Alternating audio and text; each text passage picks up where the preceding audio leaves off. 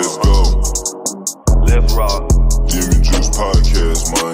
Let's go, let's go. Figgy Fig, best in the world, that's what he do, know what I'm talking about. Ryan Rockett, born and raised in the H-Town, Houston, Texas. Know what I'm saying? Let's go.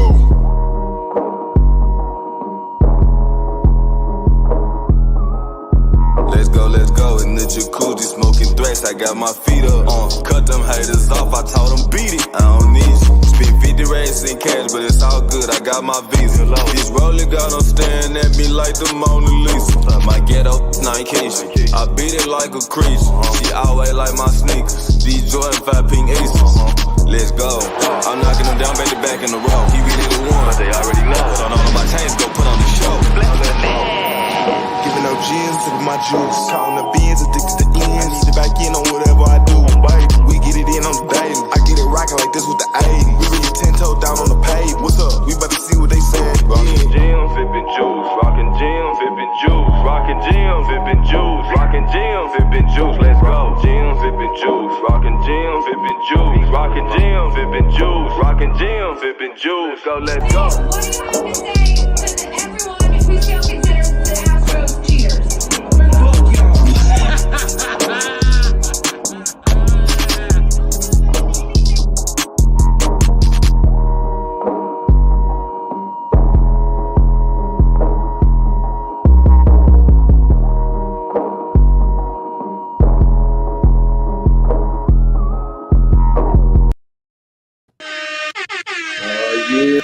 Oh yeah.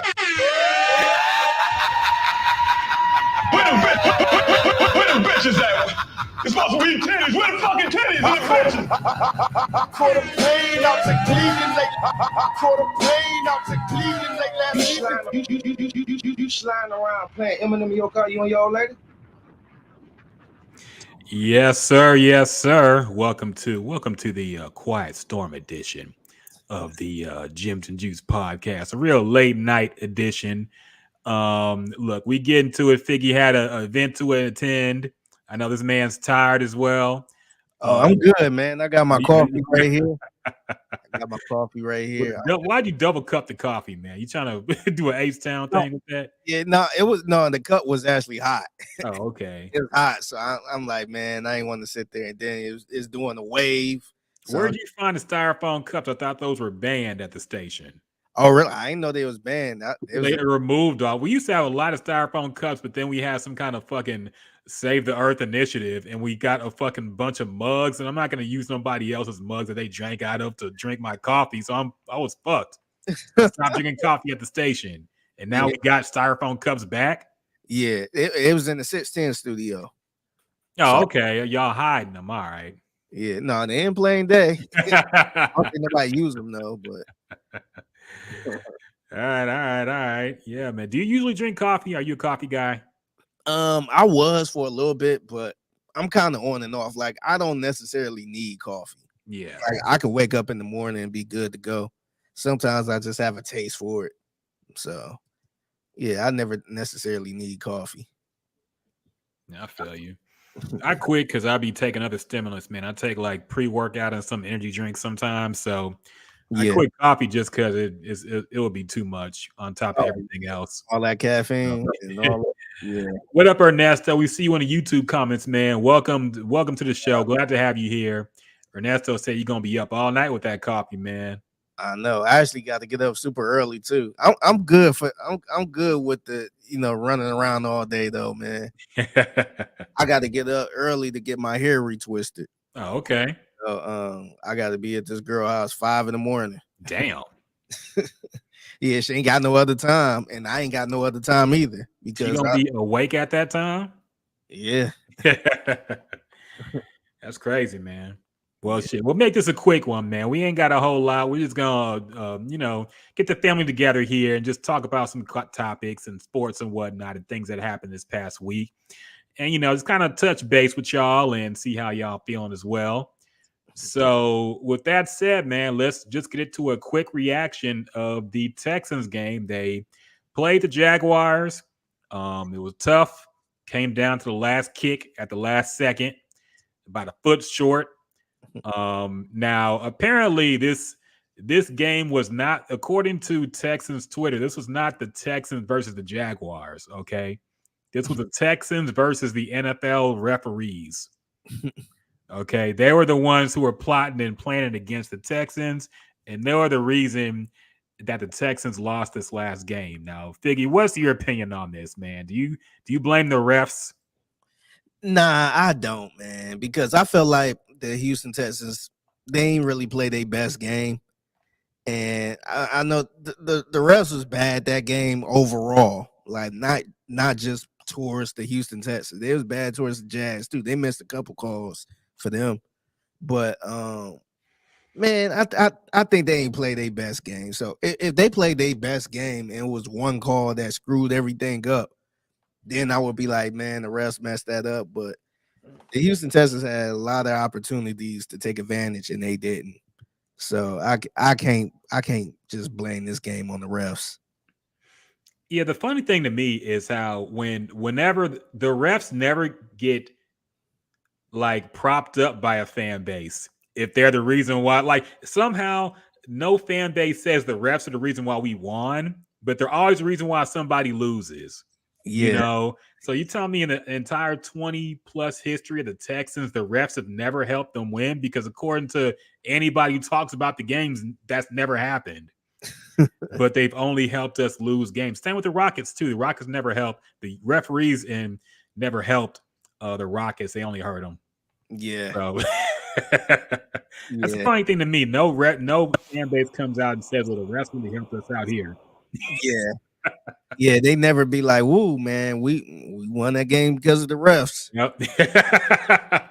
Nah, they never say that. Nah, so they're always the villains. And look, I get it. There's some calls that, looking at it, the game live, I thought that Tank Dell shit was not a catch because it looked like his left leg was way up. But then I saw the freeze frame and it looked like, okay, it was down. But Yeah, yeah, it is what it is. Like football is a lot of plays you could have done differently, and you really can't look at it as just, this one thing is a reason why we lost. But I yeah, get it. I get it. Everybody somebody got to play the villain. Okay. We can't yeah, just admit that the Jaguars are better. That's blasphemy. It has to be the refs. Okay. yeah. So, and we know for a fact that CJ is better than Trevor Lawrence. So, Yeah. Now I will say it was like that tank play. I felt like that was a bad call right there. And then there was another play where it was like got called for motion or something. And it was like a 60-yard bomb that got taken away because they said two men were moving or something. Pre-snap. It was something weird. And then it was only one person moving. So I'm just like, man, that was messed up. But I still feel like they had other opportunities to come away with that win. yeah. Ernesto says, I don't blame the refs. I blame the 3-1 and 4-1 deep throws. Yeah, the fourth and one throw deep was weird to me. Like I like the fact that the Texans play unpredictable now, because we've had years and years of this fucking conservative ass offense, Run. run on first and second down, throw on third, then punt. That was the Texans. It seemed like every play was that. And now they mix it up a lot more, but that was weird. I didn't understand the mentality behind throwing it deep on 4th and 1, but whatever. I don't get paid the big bucks. Maybe I just don't see the vision. Yeah. But it didn't work, so it looks stupid. Yeah. Ernesto says it's all on Dusty. Yes, it's Dusty's fault. Okay, All on Dusty. Dusty must have been walking around the stadium somewhere. He put bad vibes in the I don't know, Dusty in being NRG. Yep. Dusty being Dusty. It's all Yep. on Dusty being over his head. All on Dusty, man. And oh yeah, I saw the Rockets are now eliminated from the end season tournament as well. Oh man. You give a shit. Man. I really wanted the Rockets to get the first one, man. I know, man. Meant more than a championship. Dang, I was hoping to get one of them t-shirts. So Yeah. I'm kind of confused, man, because so the in-season tournament is going on, and is other random games still going on too? Like like I don't know how it go, man. Yeah, they have like they have. Let me see what happened. They changed the schedule because because of teams that got eliminated from the tournament, which is I don't know, that's just strange to me. So now they have like additional home games and shit, and I Yeah, don't know. It's weird. I can't follow it. yeah, I'm not yeah. tapped in like that. I'm not either. I don't even know who's still in it or what. Yeah. Yeah, it's so whack, man. I just I don't get it. It's always weird to see people trying to pump it up like it's something. It's just like, how is it something, man? Like, what's the difference between this and the regular season game? I mean, to be fair, if you're really into basketball, this is probably one of the most boring times to really be in it. Because number one, nobody else really cares but the hardcore basketball people because the NFL's going on right now.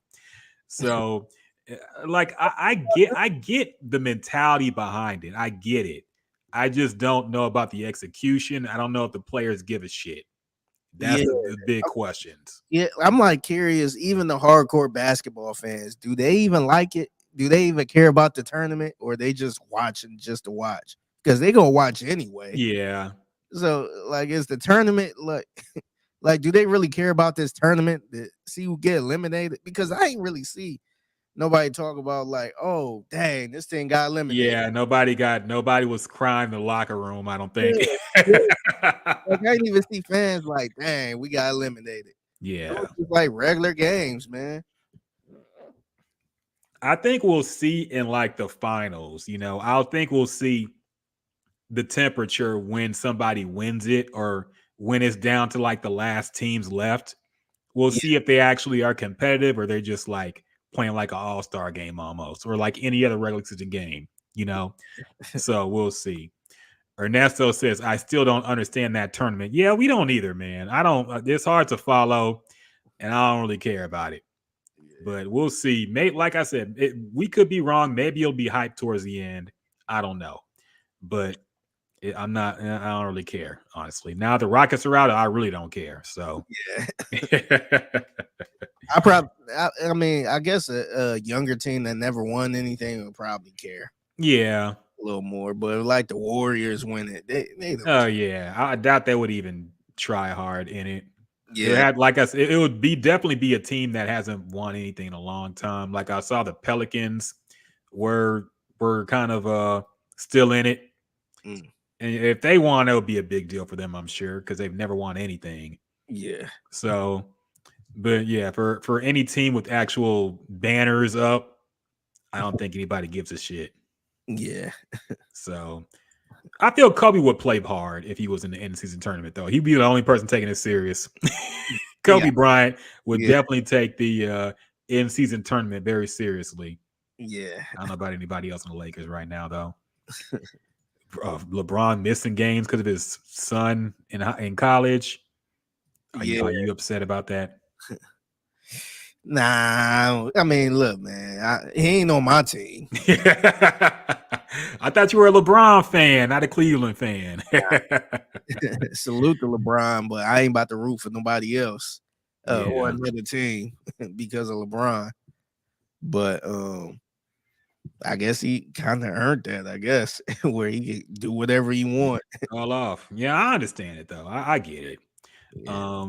But yeah, I don't know. It's just funny. He took off like a damn month after he won the scoring the all-time scoring. Yeah. He said his leg was messed up. Yeah, So yeah, I don't know. No, LeBron's just funny, man. LeBron, shout out to him for still doing it at a high level, regardless, because he's like what 38 now. So 38, 39. yeah, Yeah, he's up there. I think he'll be 39 this month. And they keep trying to shame him whenever he does an interview, like, "Oh, the coach of the Jazz is younger than you, right?" Like they be trying to fucking shame him Yeah, every time he plays, man. Remind him how old he is. I know. Like, damn, that's ageism. Okay, you wouldn't ask a WNBA player that. Yeah. Yeah, he got to that point. Now he was the youngest in the league and all this other stuff. Now he at a point where he the oldest one. Like, oh, remember this coach? You played against this coach, Mm-hmm. and now he's your head coach. Yeah. Did you see that tweet going around showing how I guess all the stages of LeBron and everybody he faced throughout his Yeah. whole career? It's just like, dang, this dude faced Jabari Smith Jr.'s dad. Yeah. His first Playing game. you play you come in playing against somebody's dad, then you play end your career playing against a son. Yeah, That's insane. yeah, he was playing against Darvin Ham, and now he's that's crazy, man. It really is, man. It really is. But shout out to him for having that long career, regardless, man. Yeah, Ernesto says Spurs lost like 12 straight. Yeah, they're ass. yeah, Even the hype around Victor has died down. I feel they like he's died out. playing good, but just their ass. Yeah, yeah, So yeah, it's tough to watch yeah, the number one pick in the draft have such a shitty team he has to play with. But oh well. yeah. Moving on to new releases. I didn't see anything that came out. Figgy, did you see anything new release wise, music wise that tickled your fancy? Kind of, man. Like this ain't. This probably ain't the crowd for it, but Sexy Red released the deluxe album. Okay. I think her album is Princess. I think it's Hood Princess, and she released the deluxe, which was like 11 new songs. So it's damn near another album. But I mean, it's exactly what you expect, man. The same type of songs and all this other stuff. So I mean, it's it is what it is. So that's all I listen to. I saw some stuff dropped. I didn't listen to it though. I know AZ dropped an album. Mm. And I saw he was on the Math Hoffa podcast as well, kind of shutting down all their chatty patty gossip shit. And I saw Busta Rhymes drop something too. He I meant to bring that up last week. I think he dropped it last week or two. Yeah. And I kind of skimmed through it, man. The first 3 songs, and I'm just like, nah, this ain't it. This ain't the Busta I know. Yeah, I hate to say it, man, because he's a legend, but he's super washed right now. Like his voice just sounds bad. I don't know what's going on, but it's just unfortunate. But yeah, I remember hearing him on that. I think it was Benny the Butcher song or some Griselda song he was on, and like his verse was terrible, man. Like it was so big, the beat was hard. I heard Busta Rhymes coming. I'm like, he's gonna kill this shit, and it was bad. So yeah, unfortunately he's washed. Hate to say it, but Yeah. And the thing about this album though, it's just I mean, and I know Busta Rhymes, I ain't gonna sit here and try to say Busta Rhymes need to be more underground or how he used to be, because he had some poppy, radio hits. He had a bunch of those. But all it like I don't want to hear Busta Rhymes with Kodak Black. I want to hear Busta Rhymes and Lil Baby and Busta Rhymes with name whoever new artist. And I was just like, man, and it was on their type of beats too. So I'm just like, man, this ain't the Busta I grew up listening to, man. So I don't know, man. That wasn't it, man. yeah, and that's one thing I kind of really don't. And we'll talk about this because Lil Wayne has some comments too about the Andre 3000 rapping at 40 thing. But one thing that's really embarrassing to me, like I like hearing rappers still rap when they get older, but I don't like them trying to ride the new wave. Get the young rappers on. Like I understand if he has like a rapper on, but I don't want to hear like Busta Rhymes and Lil Durk. Like, Yeah. That's just not a good fit, man. I don't want to hear him rapping over certain beats that the kids rap over. Yeah. I like the unique production we used to get in Busta Rhymes projects. And Yeah. we really don't get that anymore. Yeah. So I'm gonna read some of these features he got on here. So this album is called Blockbuster. Mm-hmm. That's already like like I understand that title or whatever. But he got a song with Quavo. He got a song with Bia. He got a song with Young Thug. Nah. He got a song with Blast, and I'm trying to see who this is. Look like Blast and Young Blue, which is he got a song with Coi Leray. Oh God. I'm like, man, then you used to rap with her dad. He came Yes. dad a song with her. So whatever. He got a song with the baby. He got a song with Burner Boy. Swiss Beats. Yeah, I guess so. But of course, Chris Brown, Yeah. Kodak Black. There's a couple other people I'm not familiar with, but just getting through the Quavo and the Young Thug and the Young Blue. I'm just like, man, nah, this ain't. And that's the confusing thing to me. Like, does Busta even know his own audience? Does he think fans of Coi Leray and the baby are gonna listen to Busta Rhymes? Yeah, I mean, maybe they'll check out that one feature. Maybe that's all he cares about. But like his fans don't want to hear any of that shit, dog. They're from two completely different schools of hip hop, really.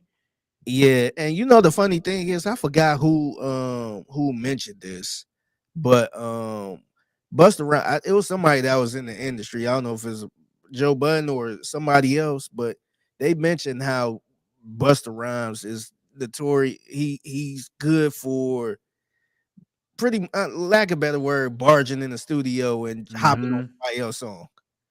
So I'm guessing, I ain't saying that was the reason he was on that Chris Brown song, but he how you see Busta Rhymes randomly on somebody's song, where it's just like, damn, they got Busta. He's notorious for beating somebody in the same place, and hey, let me hop on that. You ever met somebody like that? Be like, oh, I can do that kind of. Yep. Yeah, I been in studios with people like that all the time, where you play something for them and they force themselves on that song. I think he's notorious for that, and so he probably got a lot of these features this way too, or a lot of these collabs this way. So I don't know if he felt like this is the way to stay hot or what, but I don't want to hear Busta Rhymes with Kodak Black, man.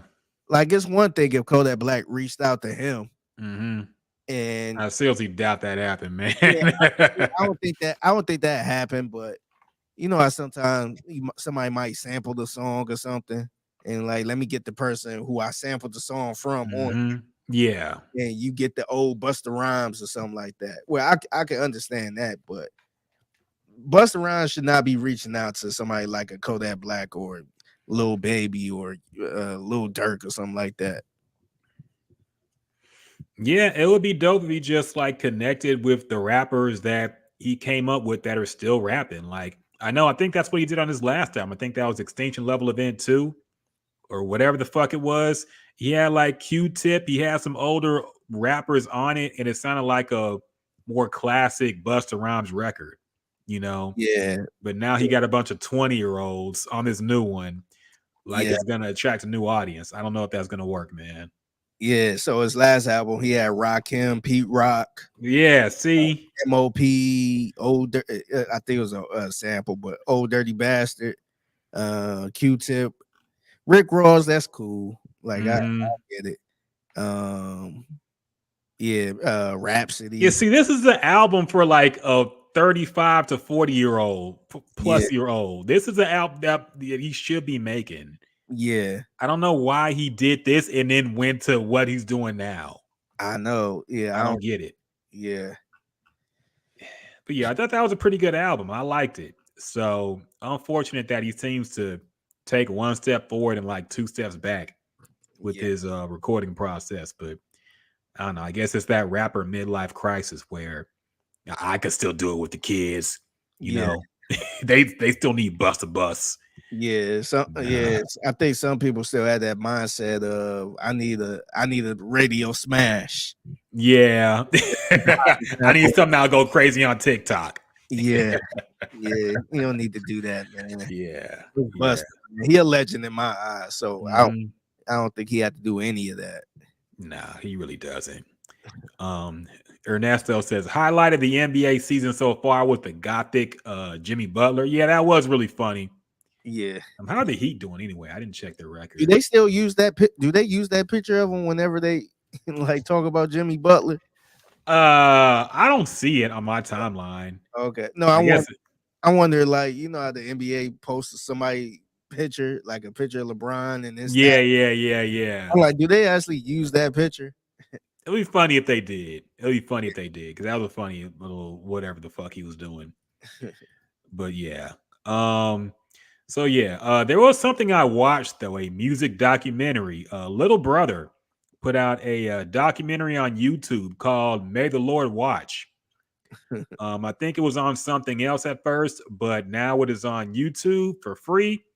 You can watch it. I watched most of it tonight, and it's really good, man. It's really good. It's explained a lot of things I didn't know. Of course, Ninth Wonder was not a part of it, which kind of sucks because they really kind of shit on him.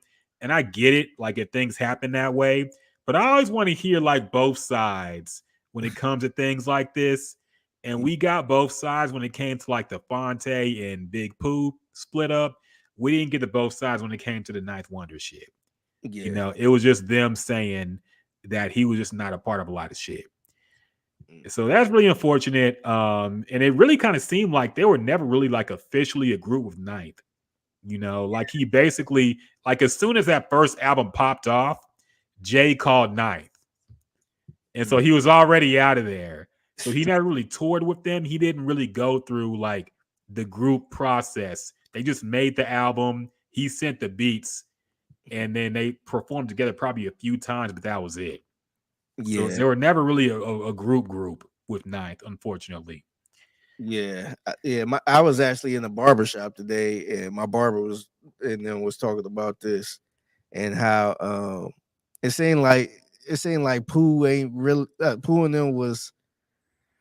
It seemed like they was kind of I guess saying how they didn't want Knife around or told him not to come through. Yeah. But then say he ain't come through type of thing. Like so he's kind of like talking out of both ends. So yeah, I'm gonna check this doc out, man. Yeah, it's good. It's good. I didn't finish all of it, but I'm pretty close to the end. But it's really well done. And you can watch it for free 99 on YouTube. So make sure you check it out, man. If you're interested in kind of that old school hip hop or Little Brother in general, very well done, and I'm enjoying it. Miguel says, "Damn, all Figgy intros be stuck in my head. I'd be randomly singing baseball spo." Oh yeah, You should make like a full track of that shit, man. Like put it on streaming services. yeah. Baseball spo song. Yeah, I got the John McClane song. I got the Brandon Scott song. That's funny. Or maybe I just put it on YouTube or something. Yeah, man, get the streaming numbers up. Tony Scott on Facebook says, "If you don't change and adapt, you die. How Busta Rhymes grow? How does Busta Rhymes grow if he expected to stay the same?" I mean, I feel like you could grow and still stay in your lane though. Yeah. Like I don't think you have to grow, you have to do something that you're not really used to doing or something that's not your sound. I think there's a difference between growing and trend hopping. Okay. Like if Rakim was on Snap Music when that shit was popping in the 2000s, would that be growth for him? You know, you can grow as a rapper and grow as an artist, but that doesn't mean chasing whatever's hot and just getting whoever's hot in the industry on your shit. You know, because that would imply that rap has really grown a whole lot since those days. And I don't know if that's true. But yeah, I think there's just when he could grow, but what he's doing right now is just chasing trends and chasing whatever's hot and trying to jump on that. And he's not growing as an MC. Yeah, because if you look at people like Nas is, to me, I feel like Nas grown from where he was. Yeah. Because he's not really jumping on a trend or anything, but his music is a little more grown now. I mean, same thing with Jay-Z. I feel like Jay-Z music, or at least his last album, was a little more grown and personal. Personal. So I just felt like we never really got I mean, not that I was looking for a personal Busta Rhymes album, but like he been in the game for so long, man. Sometimes you want to see how people grow at the end. Pause. Yeah. So same thing with like Jadakiss. I think Jadakiss' last album was a little more grown. It wasn't like that hard 1997 Locks album or nothing like that. It was a little more mature, a little more grown for a rapper like him. And I think Busta Rhymes could do the same thing too, man. I just he don't have to rap with Lil Baby. He don't have to rap with these younger hot artists. I feel like it's a lane where you could kind of just do what you've been doing and get the same reaction or a better reaction. Yeah, I mean, look, is he can grow in terms of like the content that he raps about. There's things that he can grow lyrically, production wise, trying new things. He used to be a very experimental rapper. That's one thing I miss about Busta Rhymes. He would rap over anything. The beat to "Give Me Some More" is just crazy that anybody ever rapped on that, man. Yeah, Sometimes that track comes up on shuffle. I'm like, how the fuck did he even figure out this flow to rap? Period, man. It's yeah, insane. Like yeah, he was very experimental back then. It's just now he's just kind of go very, very by the numbers type Busta Rhymes versus we get now. yeah. That song was crazy though. That was my favorite song as a kid, man. Yeah. That song and then Dangerous. Yeah. Every time I hear that song is actually in my playlist. But the way he be rapping on there, I'm like, how could anybody rap to that? Mm-hmm. Like I would be really curious to see somebody hop on that as a feature. Yeah. I don't even know if they can do it. So he got a lot of songs. Even what's the song? Put your hands where my eyes can see. Yeah.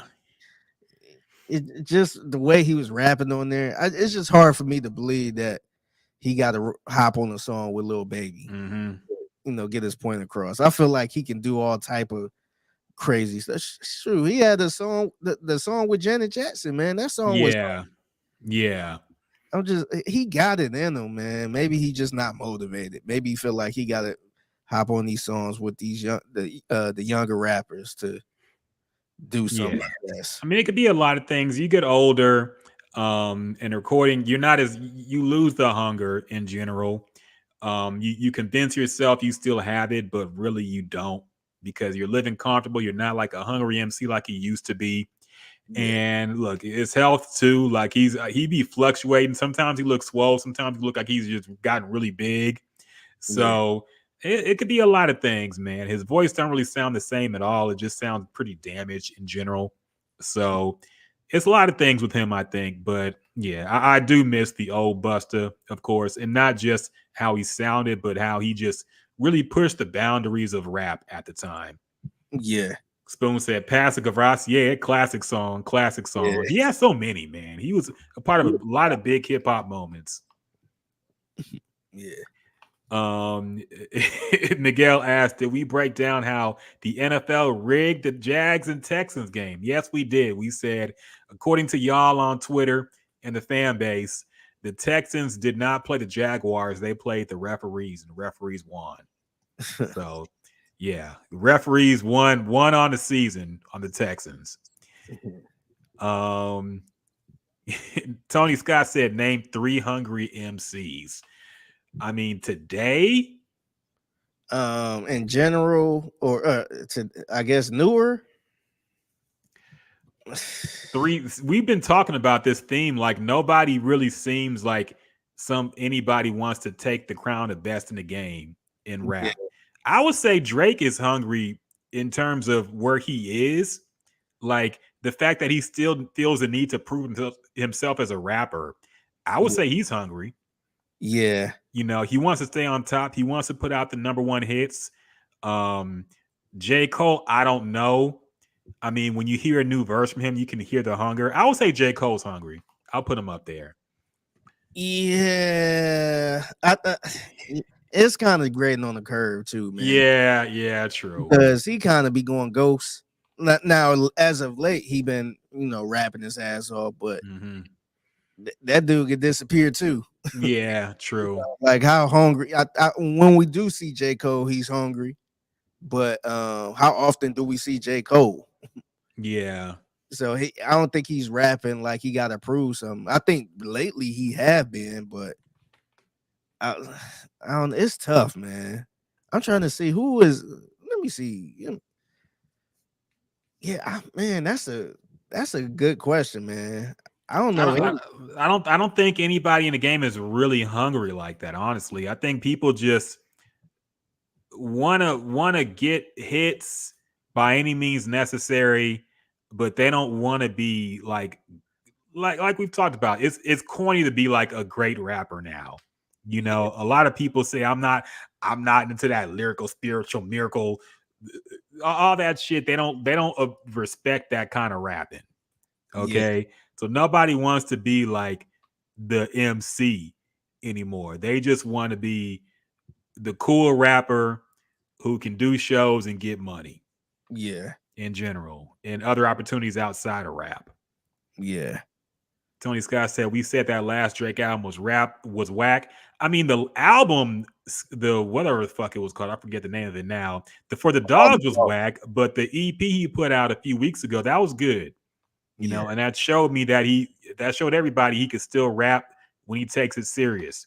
And I think he's hungry for keeping his status as the number one hit maker and number one pop star and number one rapper.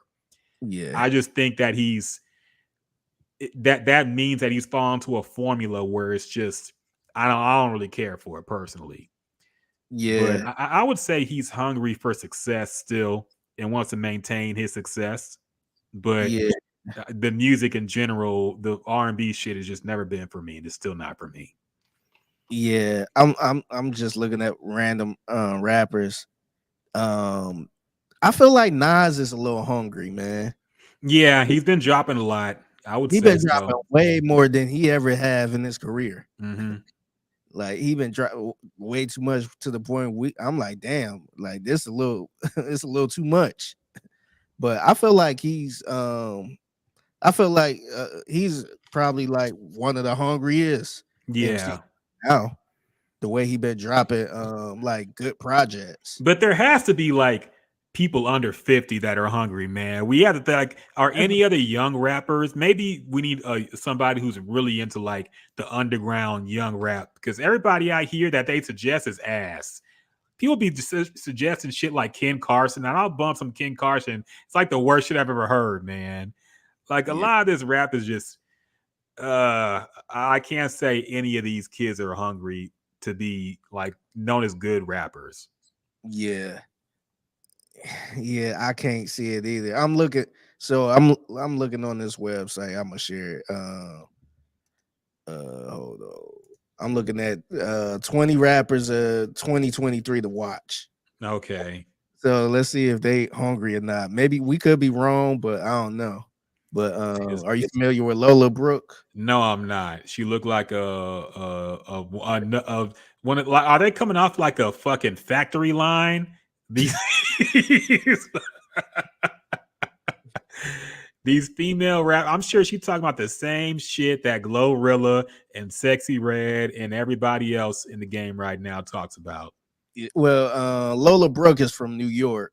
I don't Okay, know, of course. but she kind of got like that drill sound a little bit. And first of all, she like 4'9", Yeah, 4'4", okay. Yeah, she does look small there, for even with the sure. perspective shift. Yeah, but I mean, it's hard to say if she's like hungry. I just don't hear enough of her. I feel Hmm. like that's the other thing too. Somebody that's hungry will be dropping projects, man. Hmm. And they ain't gonna single you to death or all this other stuff. I don't even know. Man, real. Yeah, I don't even know who that is. Um, Jiggy in Jersey. He's from New Jersey. Okay. okay. I'm guessing he's a Jill rapper. Or Yeah, yeah, okay. I that's wonder if Joe Budden knows him. yeah. Got it. Jaleel. Who the fuck is this? Yeah. Why is every music video just nothing but niggas shirtless now? Like, I miss the strip club, man. Why can't we go back to the strip? I mean, there's only the women go to the strip club now. Yeah. The Nah, men are just in the hood shirtless. I feel like the strip club is the new club where Yeah. you just go just to kind of chill and kick it. Like I feel like the women be more into the strippers. Yeah, no, definitely. Yeah. BK the ruler. Yeah. Okay, that's 2 women so far. Yeah. Chris Chris Patrick. Patrick. He looked like a rapping ass rapper. Maybe he's hungry. Yeah, I actually follow him on Twitter. we Okay. follow each other. I'm gonna see if I can get him on the podcast. Okay. I asked him a couple, I want to say like a year or two ago. And he was down. Okay. Just had to find the time and all that. He could be hungry. I'm seeing the stuff he rapped on. He might be one of the young hungry ones. Yeah. I could see it. Yeah. I'd listen to him. I'll have to see him on here. Oh God! See that it's a factory line, dog. This is a fake ass Cardi B 2.0. Who the fuck is this, man? Fake ass Lotto. What is this, man? Yeah. Real Boston Richie. I don't care to hear about this dude. Okay. Yeah. I can already tell. See, again, a video with nothing but niggas in it again. Yeah. Yeah. Last time I heard about him, I think he had like some snitching papers or something. And all that crap. Oh, Saucy Santana 2.0. What is Chow Lee? Yeah. Yeah, skip. Skip. Okay, she looked like one of them.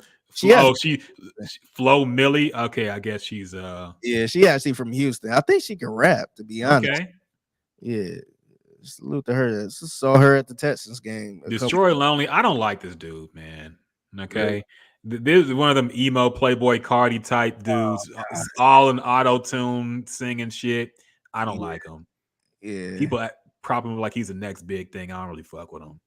Yeah. Cash Cobain. Don't know who another. See, there's like 6 women on here. Man.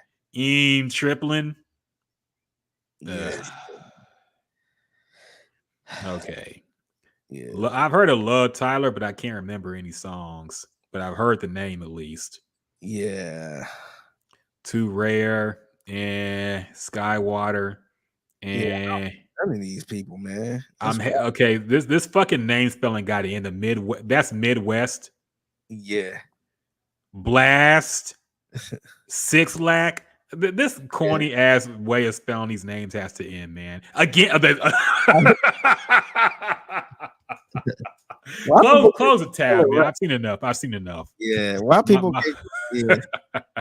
I'm gonna check out these artists just to kind of see. Yeah, that could be our homework. Send the link in the show prep, and we can rank these rappers and see who's hungry and who's not, and who's ass, and what we think about hip hop in the next year. Yeah, and see, we had this conversation before, but when somebody hungry, man, when they just like Lil Wayne back in the 2000s, the early 2010s. Yeah, he was hungry, man. He was all over the place, and was none you could not stop Wayne.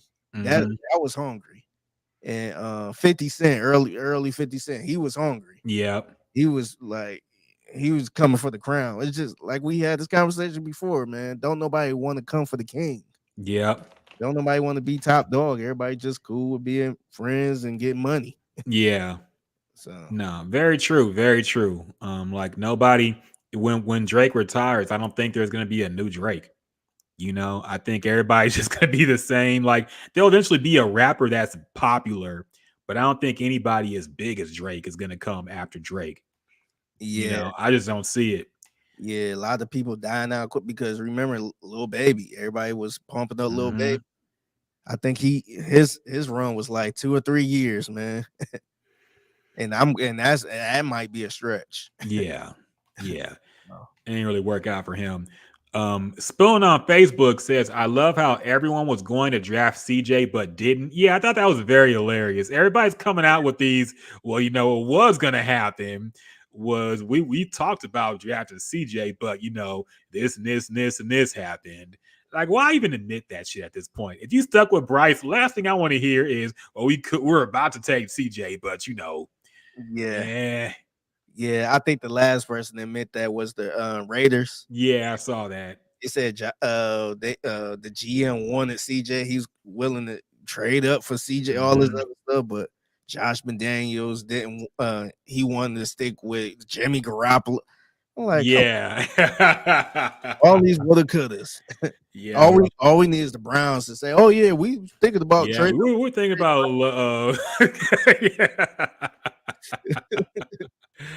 yeah, with they no draft picks left. I know. That's hilarious. Miguel says, "Is Figgy still hungry like Starbucks? Figgy stay hungry, man. Figgy, see how we're doing the podcast late because Figgy had another gig he was working at, man. Yeah, Figgy stay hungry. Yeah, I'm always working like that. I'm trying to get a house. I'm trying Yep. I want to buy a house, man. One thing I like on Twitter is name something somebody did like they was working like the rent was due. I'm working like the rent is due, man. I mean, it's the first right now, so technically it is, but so yeah, I feel you, man. Spoon said Young Gravy. I didn't see a Young Gravy, but that's a funny ass. Miguel says Sexy Red pregnant by Drake. Absolutely not.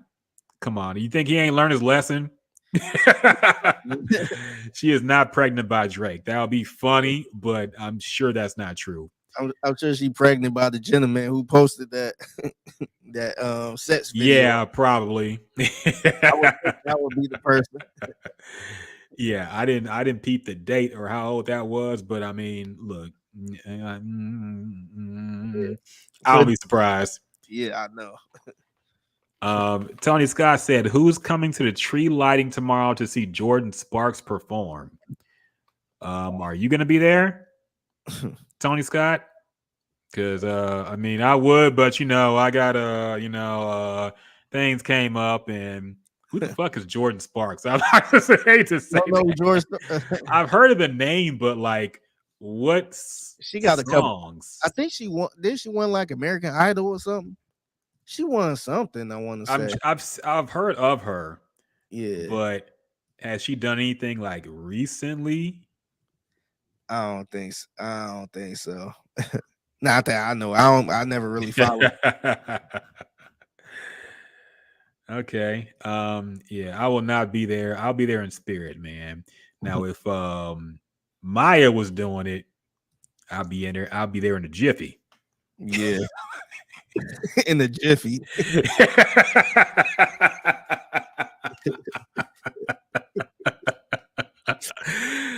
Yeah, man. You're gonna have to go vegan for a couple days before. Oh, yeah. See, I think that's cap though. I know all the niggas out here weren't vegan. All right. I think she just was saying that shit. She can smell the death on the breath. Oh, yeah, that's right. She can smell the death on the breath. Yeah, I'll just eat a couple Tic Tacs. Ernesto said Eminem the GOAT. That came out of nowhere. She dated Jason Derulo, Spoon says. Oh, okay. Yeah, I remember that. Yeah. I remember how quickly we forget. Chris Brown collab, Can't Breathe with No Air, Jordan Sparks, Bubba Sparks' cousin. Yeah, is she related to Bubba Sparks? I don't know. Oh, it's spelled different. Bubba Sparks had XX at the end of it. Yeah, and Bubba Sparks. I mean, Jordan Sparks is. I don't think that's her. That ain't her cousin. No, it's not. That'd be completely random. I mean, she looked like she mixed. So,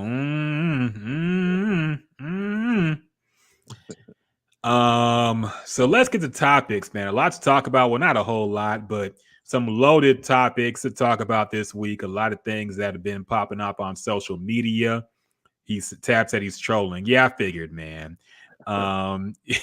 Tony Scott said so disrespectful. She won American Idol. Yeah, I mean, a lot of people won American Idol. After like the first 2 seasons, I stopped giving a shit. Yeah, I remember her. Like I definitely remember her, but I wasn't like a diehard fan. I wasn't into American Idol. I think the last one I really watched and I was kind of forced to watch that by my mother, but the one with remember Ruben Studdard? Yeah, that I remember two winners. I remember Kelly Clarkson and Ruben Studdard. Yeah. After that, I don't know who the fuck won it, man. I remember that Asian guy everybody made fun of. And then I don't know who won it after that, man. I'm sorry. Yeah. It got old after I that. remember like some of the runner-ups. So like Yeah. Jennifer Hudson, because she didn't win it, but she was like a runner-up that people said should have won. And then Fantasia, I think she was like a runner-up or something like that. Yeah. But I did not remember. I did not watch that show. I remember Ruben Studdard specifically. I was in 8th grade, and I remember kids came back to school like, "Yeah, he won." And I mean, salute to him, but he only had like a song. That I'm sorry. I remember that I'm sorry song. Yeah, I'm sorry. 2004 classic. Yeah, Classic. yeah, that was the only one I remember from him. Tab mentioned. Oh, I forgot Fantasia. Yeah, I did remember Fantasia.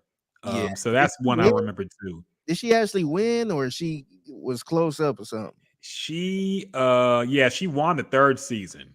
Okay, that was like the last season when I knew somebody who won. Plus, I think she's like probably one of the most successful people who won it too. Real in terms of people who made music that people actually listen to. So because Jennifer Hudson, I mean, she's successful, but I think she ain't really had the music. Yeah, like in rotation, like Fantasia. Fantasia has some songs, but I don't think Jennifer Hudson really had the music. Okay, I remember Carrie Underwood. See, I guess I remember some more then. I remember Carrie Underwood, but I didn't watch that season though. I remember she won it, but I was at that point I wasn't watching American Idol anymore. Yeah, so I don't really remember. See, I didn't even know that. I just know her as the country artist. I didn't know she was came from there. It was somebody else came from there too, right? Like what's it, Daughtry? I think Daughtry or something like that.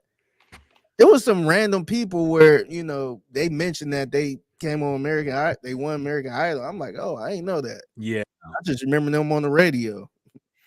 Spoon said he did top 40 radio. He knows more than he should. Yeah, I'm sure you had your finger on the pulse if you were doing top radio, man. Top 40 radio. So yeah, you definitely know who won American Idol. I feel you. Yeah, William Hung was the Asian guy. That's right. William Hung was the Asian guy who was terrible, and then everybody laughed at him. Then he put out an actual song, and it was weird. Imagine that shit happening today, dog. That shit would never happen. Yeah. Ain't that the dude that sang that Over the Rainbow shit? Or was that somebody else? That really big Samoan dude? Maybe that was somebody else. I don't know who this is, though. Yeah, I don't know. I'm just looking through these, seeing some familiar names. Chase Beckham. Yeah. Okay, I don't know who that is. Just Sam. Don't know who that is. Lane Hardy. Yeah. Maddie Pope. I haven't heard of any of these people. Yeah, me either. Nick, nope. Yeah. Caleb. I don't know. 12, Candace Glover. I never heard of her. Is this show even still on? Philip. I heard of him because they played the hell. What an awful name, Philip Phillips. You heard one of his songs that it's all on. Yeah, I probably heard it on a commercial or something. But what an awful name. I'm surprised Simon Cowell didn't eject him just for this fucking name. Philip Phillips. Yeah.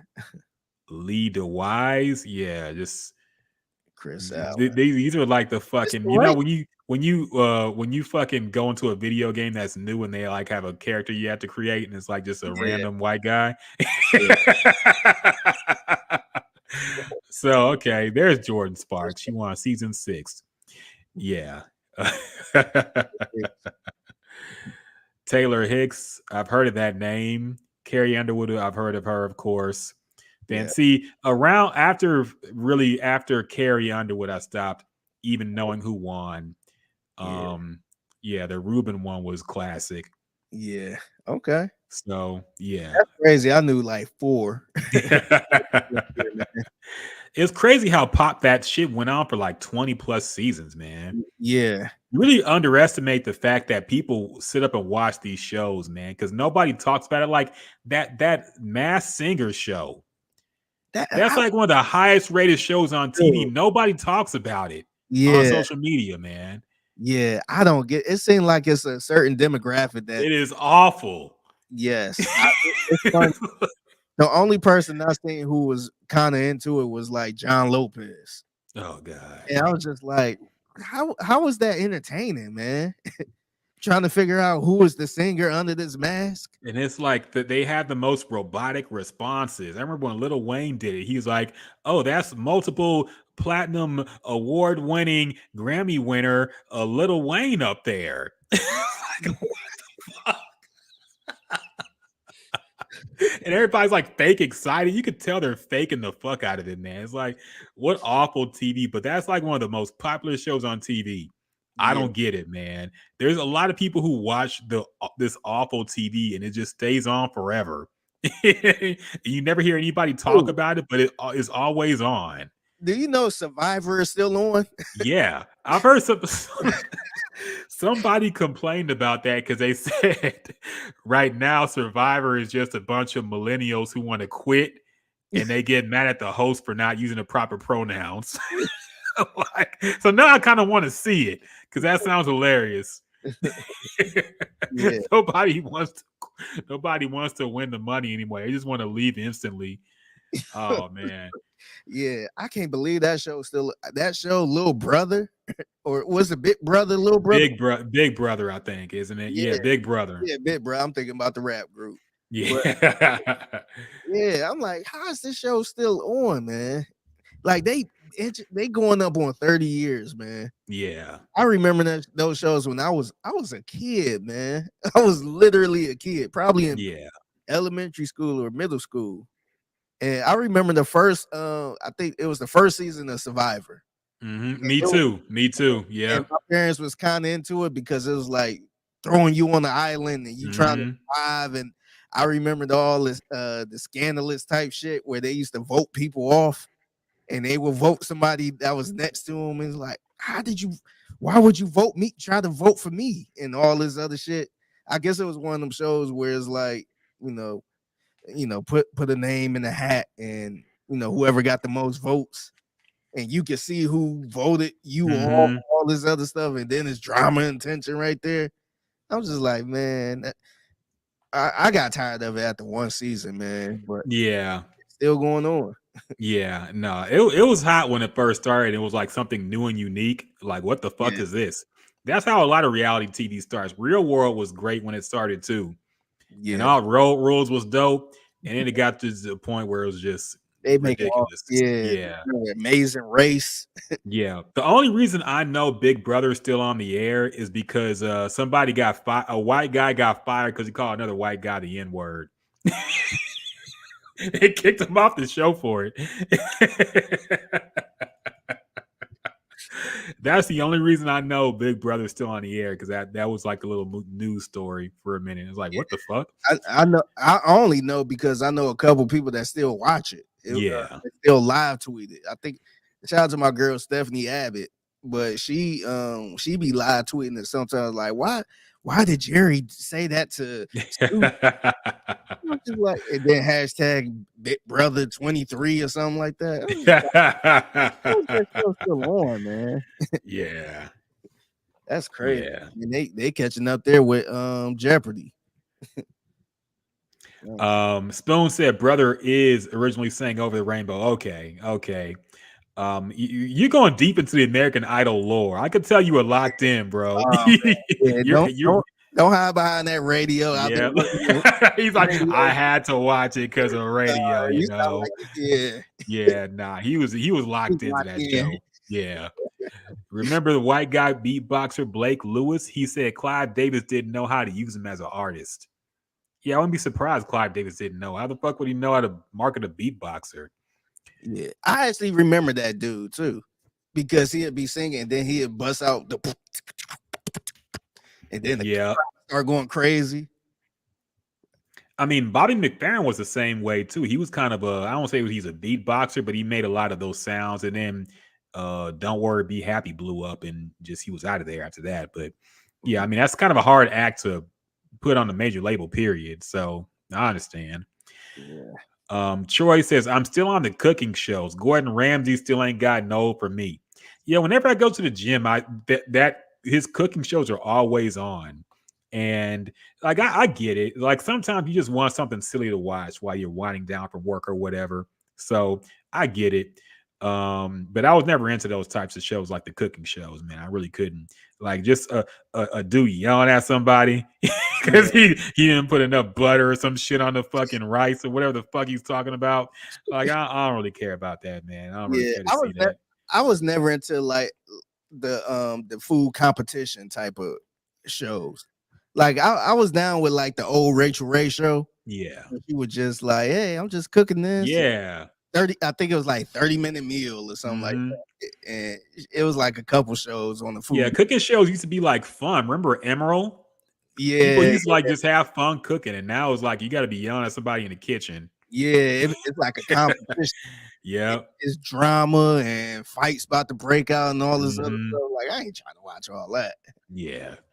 No, it's funny.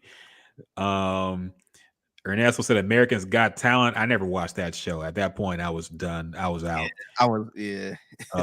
Tony Scott also mentioned Fear. Yeah, Fear Factor was dope when it first started, man. That was another one that was good.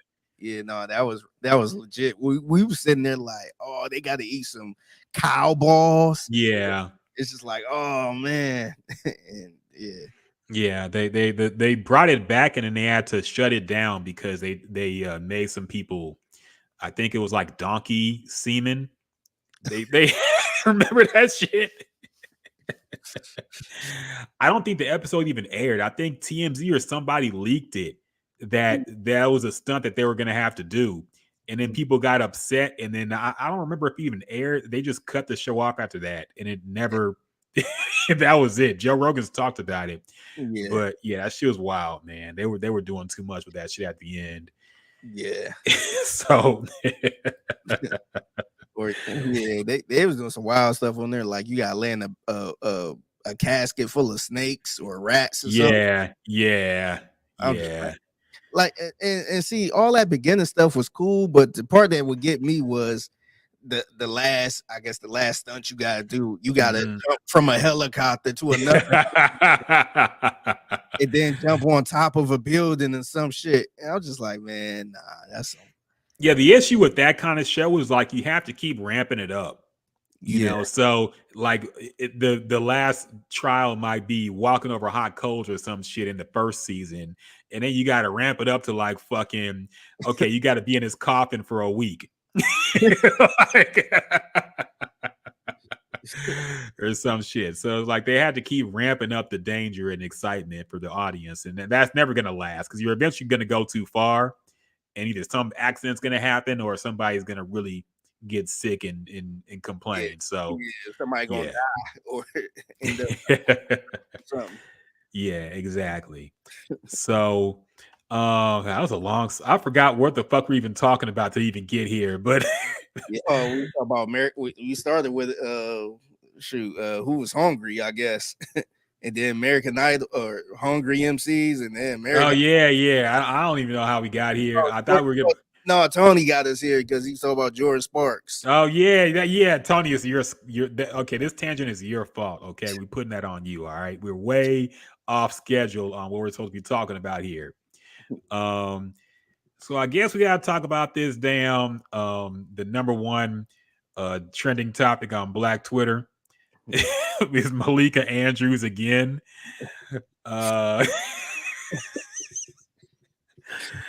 She is under attack because there is a 21-year-old, I think he's 21-year-old basketball player named Josh Giddey on the Oklahoma City Thunder, who taps at Gyms and Juice tangents are the very best on YouTube. Thank you, man. We appreciate that.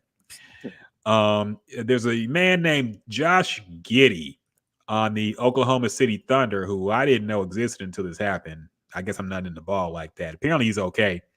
But Yeah, he is in some maybe hot water because apparently somebody got on social media and claimed that he was having a improper relationship with an underage girl.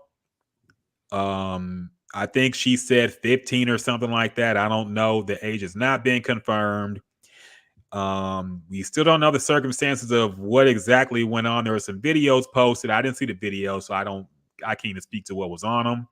But apparently they heavily implied that there was some kind of relationship going on with these two. Now the NBA said they're investigating people. That's pretty much all we know at this point. They said they're investigating. He's still playing, and this kind of struck fire on Twitter. Not really out of outrage for Josh Giddey, more so outrage at how it was being handled in the media. Yeah. People said that if this was a black player, the outrage would be different. They specifically spoke to Malika Andrews for this and how a few days went by with her not apparently mentioning the story. And they were upset about that. Then she mentioned it and they were upset how she mentioned it. So Des Bryant made a post about it as well. It kind of taking some personal digs. I feel like he probably watched a YouTube video about her and just went off of that because I know there was a video, a pretty popular video, like calling Malika Andrews the puppet of ESPN or some shit. And I think that might have got taken down, but it was pretty popular. It had like a few 100,000 views and shit. Man. So yeah, this has become a big scandal just for the backlash that Malika Andrews is facing. For what they think is her non-coverage of the issue. And yeah, it's gotten kind of ridiculous at this point. People have really blown it out of proportion. It's become another gender war on the timeline, which is very popular on Twitter, especially with people trying to engage for likes and engagement and get paid for that. So you guys always got to watch out for that too. Yeah. But Figgy, what are your thoughts on this thing? We talked about Malika Andrews before on this podcast when she was making the armpit allegations against yes and nature. But what do you think about this Josh Giddey situation and how Malika Andrews has handled it? Yeah, so as far as the Josh Giddey situation, I never really weighed in on it because I'm still not sure. I mean, look, I looked at the video. I guess that been going around too. I guess it was a girl on Snapchat that snapped and said, "I'm effing Josh Giddey," and so that was all it was. And, so I didn't see anything to show that this girl was underage or anything like that. But it seemed like every time I try to see like where's the underage girl, it's not really showing the underage. It's just showing a random white girl that said, "I'm effing Josh Giddey." And so people saying that was an underage girl, da da da da. So I'm like, okay, where's the proof at? Unless somebody, pull up this girl ID or something like that. So I mean, she could be underage. I don't know. But I think it got shut down real quick. I think the girl parents refusing to cooperate and all this other stuff. So I don't know, man. Maybe it's something there. I don't know. But as far as like proof and all that stuff on social media, I don't see anything to show that this girl was clearly underage. I don't know. I ain't gonna get into all that. But as far as Malika Andrews, I know she took a couple days to actually bring this up, but I did see her weigh in on it, pretty much report it. She didn't give an opinion or anything. She just reported it, and somebody put the video of her reporting the Getty News, and then her reporting. Remember Joe Mazzulla, the Boston Celtics, and then I think it was the Brandon Miller thing too. Yeah, they put that all together. Like, look how different it is, and it wasn't different. Same shit. I was just like, all right, like what's like maybe I don't see it, but she's reporting. They acted like she had pom poms out when she was reporting to Missoula and Yeah, and Brandon. and I sat there listening to all three of those clips, man. And I'm just like, all right, like it sounds like she's doing her job, man. Because we talked about it before how she brung up the whole Brandon Miller thing during the draft and all this other stuff. And to me, I was just I guess I was a little irritated because of her past, but she didn't say anything wrong. She didn't like give her opinion and say why is he being drafted or anything like that. As far as the Joe Mazzulla thing, I thought it was kind of weird that she brung up a past that happened years ago when when they announced he got the Celtics job and he was taking over for Udoka. I thought it was weird that she even brought that up because it's like, damn, that was when he was in college, and all the charge, everything was, I guess everything went away, but she just brought. I thought that was kind of weird, but the way she reported it was fine. I mean, it was fine. It was just weird that she just brung it up, but I ain't see anything wrong with the way she reported the whole Giddy thing, man. She did it just like the other two incidents. So at that point, and I'm not like a Malika Andrews defender, but at that point, I'm like, all right, y'all got to leave her alone at this point. She ain't do anything. Like, yeah, maybe she should have reported it right off, but this case was so weird anyway, man. It seemed like it was just a social media case, man. You ain't really see much about it like on the news or anything like that.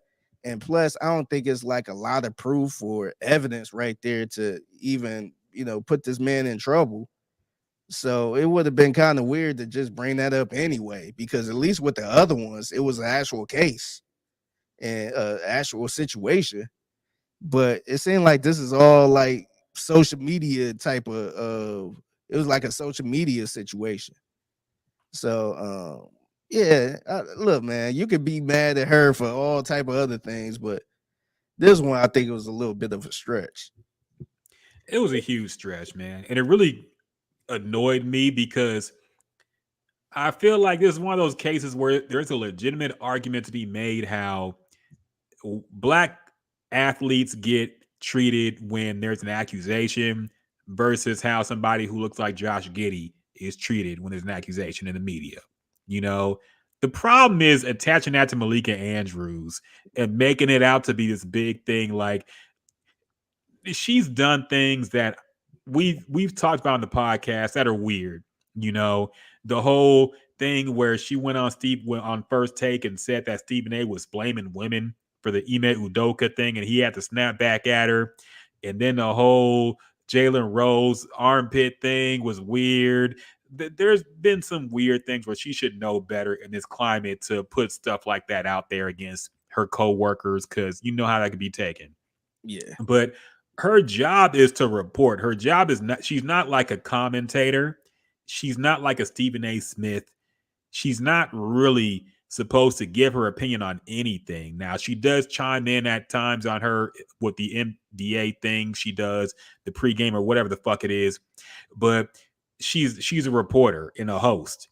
Yeah. The athletes are the ones who are supposed to chime in with their opinions, or whoever's on. Like if not Adam Schefter, Woj is on, whoever's on, they're supposed to be the ones who give their opinion. She just keeps the ball rolling. Exactly. Yeah. And she reports it. Kick it to him.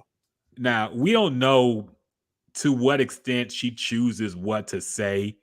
I think the Missoula thing was weird to mention. They mentioned a DUI from 2008. I don't know. She said we need to report this, or ESPN said you better get this out there. So it's unfair to put that all on her because I don't know. Yeah. But to act like, what is she supposed to do about Josh Giddey? Okay. Do they want her to do an hour-long special on something we know nothing about? Yeah. Does she have to do like a 2-hour-long NBA expose on some shit we have no information about? What exactly do people want? They said she didn't say anything. I think technically she was off or something at that point. She came back. She mentioned it. Oh, she said it before they were going to commercial. Oh, she was too quick about it. Oh, her energy wasn't the same. What? Yeah. Y'all just making shit up at this point, man. It's starting to look silly. And it Yeah. really annoyed me because, like I said, there's a point to be made here about the differences in coverage, but to point at her and act like she's she's a clan member or some shit, it's kind of ridiculous, man. This idea that she hates black, I don't know what goes through her mind. I don't know what she thinks. Like I said, she's done some strange things, but to take what happened here and say, "Oh, she hates black men," like, come on, man. She worked. It was a huge stretch. It's annoying. What Des Bryant put up was embarrassing. It Yeah. was really embarrassing for somebody like him to. I mean, I know he's done embarrassing things already in his life, Yeah. but that was just silly, man. And the fact where it's gotten to the point where Stephen A. Smith got to make a statement about it and people got to make statements about it now, it's embarrassing, man. These are reporters doing their jobs, and I don't understand what people want. Yeah. Another thing I thought was interesting, I've heard a lot of crazy rumors about this so far. I've heard different ages. I've heard 17, 16, 15. It gets younger every time somebody brings it up. She's going to be 9 soon. But I've also heard that they met in a club that she was not supposed to be in, as she's underage. Mm. So imagine if a black player faced this kind of accusation. Would we as black men be calling this dude a pedophile? So a lot of people out here still defend R. Kelly, keep in mind. And we knew what type of time he was on. So are we gonna jump out the window when we don't know anything and say this dude is a creep because this happened? And like I said, if it was something where they were in an adult environment and they met, like, are we gonna call this dude a pedophile for this shit, man? I don't fucking know. We don't know enough to even make these kind of accusations.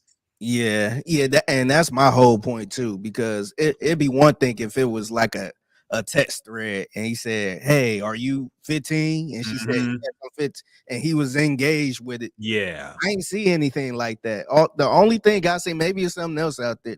The only thing I seen was a white girl on Snapchat that said, "I F Josh Giddey," and it was just a picture. And people were saying she was 15 years old or 14 years old. And I guess it was a couple pictures with them, like on Snapchat type thing.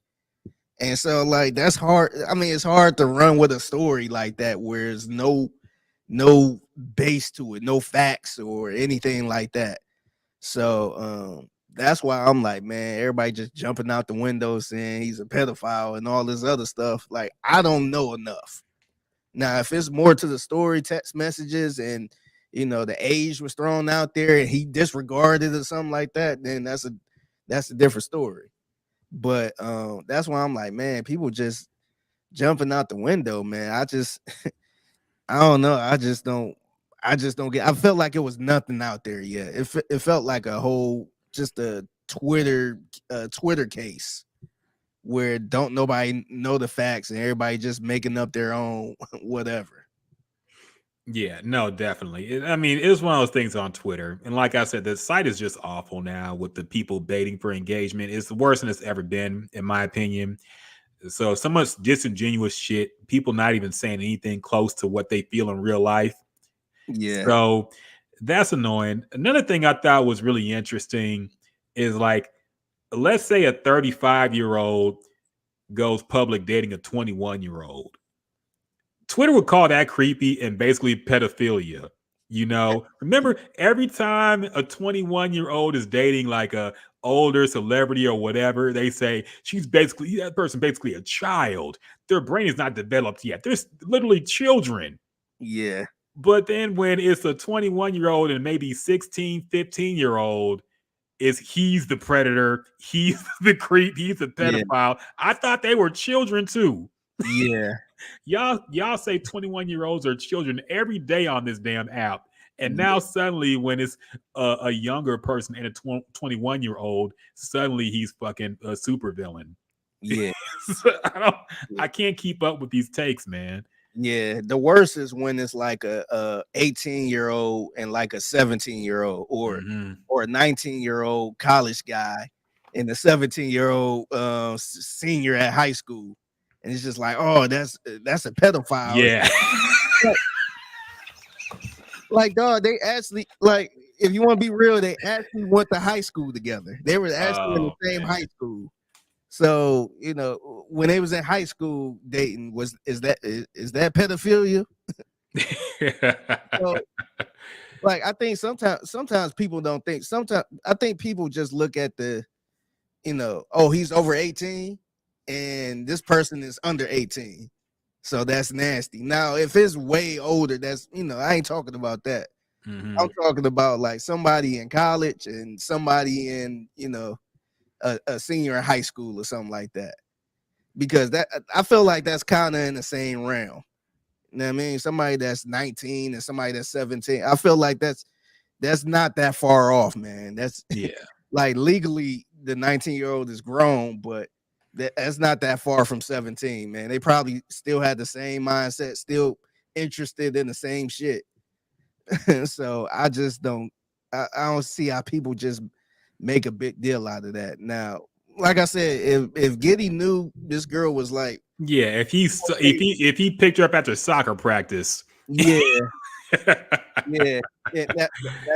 a big issue. He came through after school and scooped her up. That's different. Yeah. But nah, it's crazy, man. Like, I feel like the only end result you get from people talking about this is like that nobody under the age of 18 should have sex ever. But nobody on Twitter says this. Nobody ever says that. Everybody says it's okay to have sex when you're younger than 18, but it can only be with somebody that's exact same age as you. As if people aren't evil at that age and abusive and manipulative and grooming at that age either. You know, so it's very strange what people like. The values of Twitter and these people who argue these things just confuse me. They don't make any sense. I don't get it.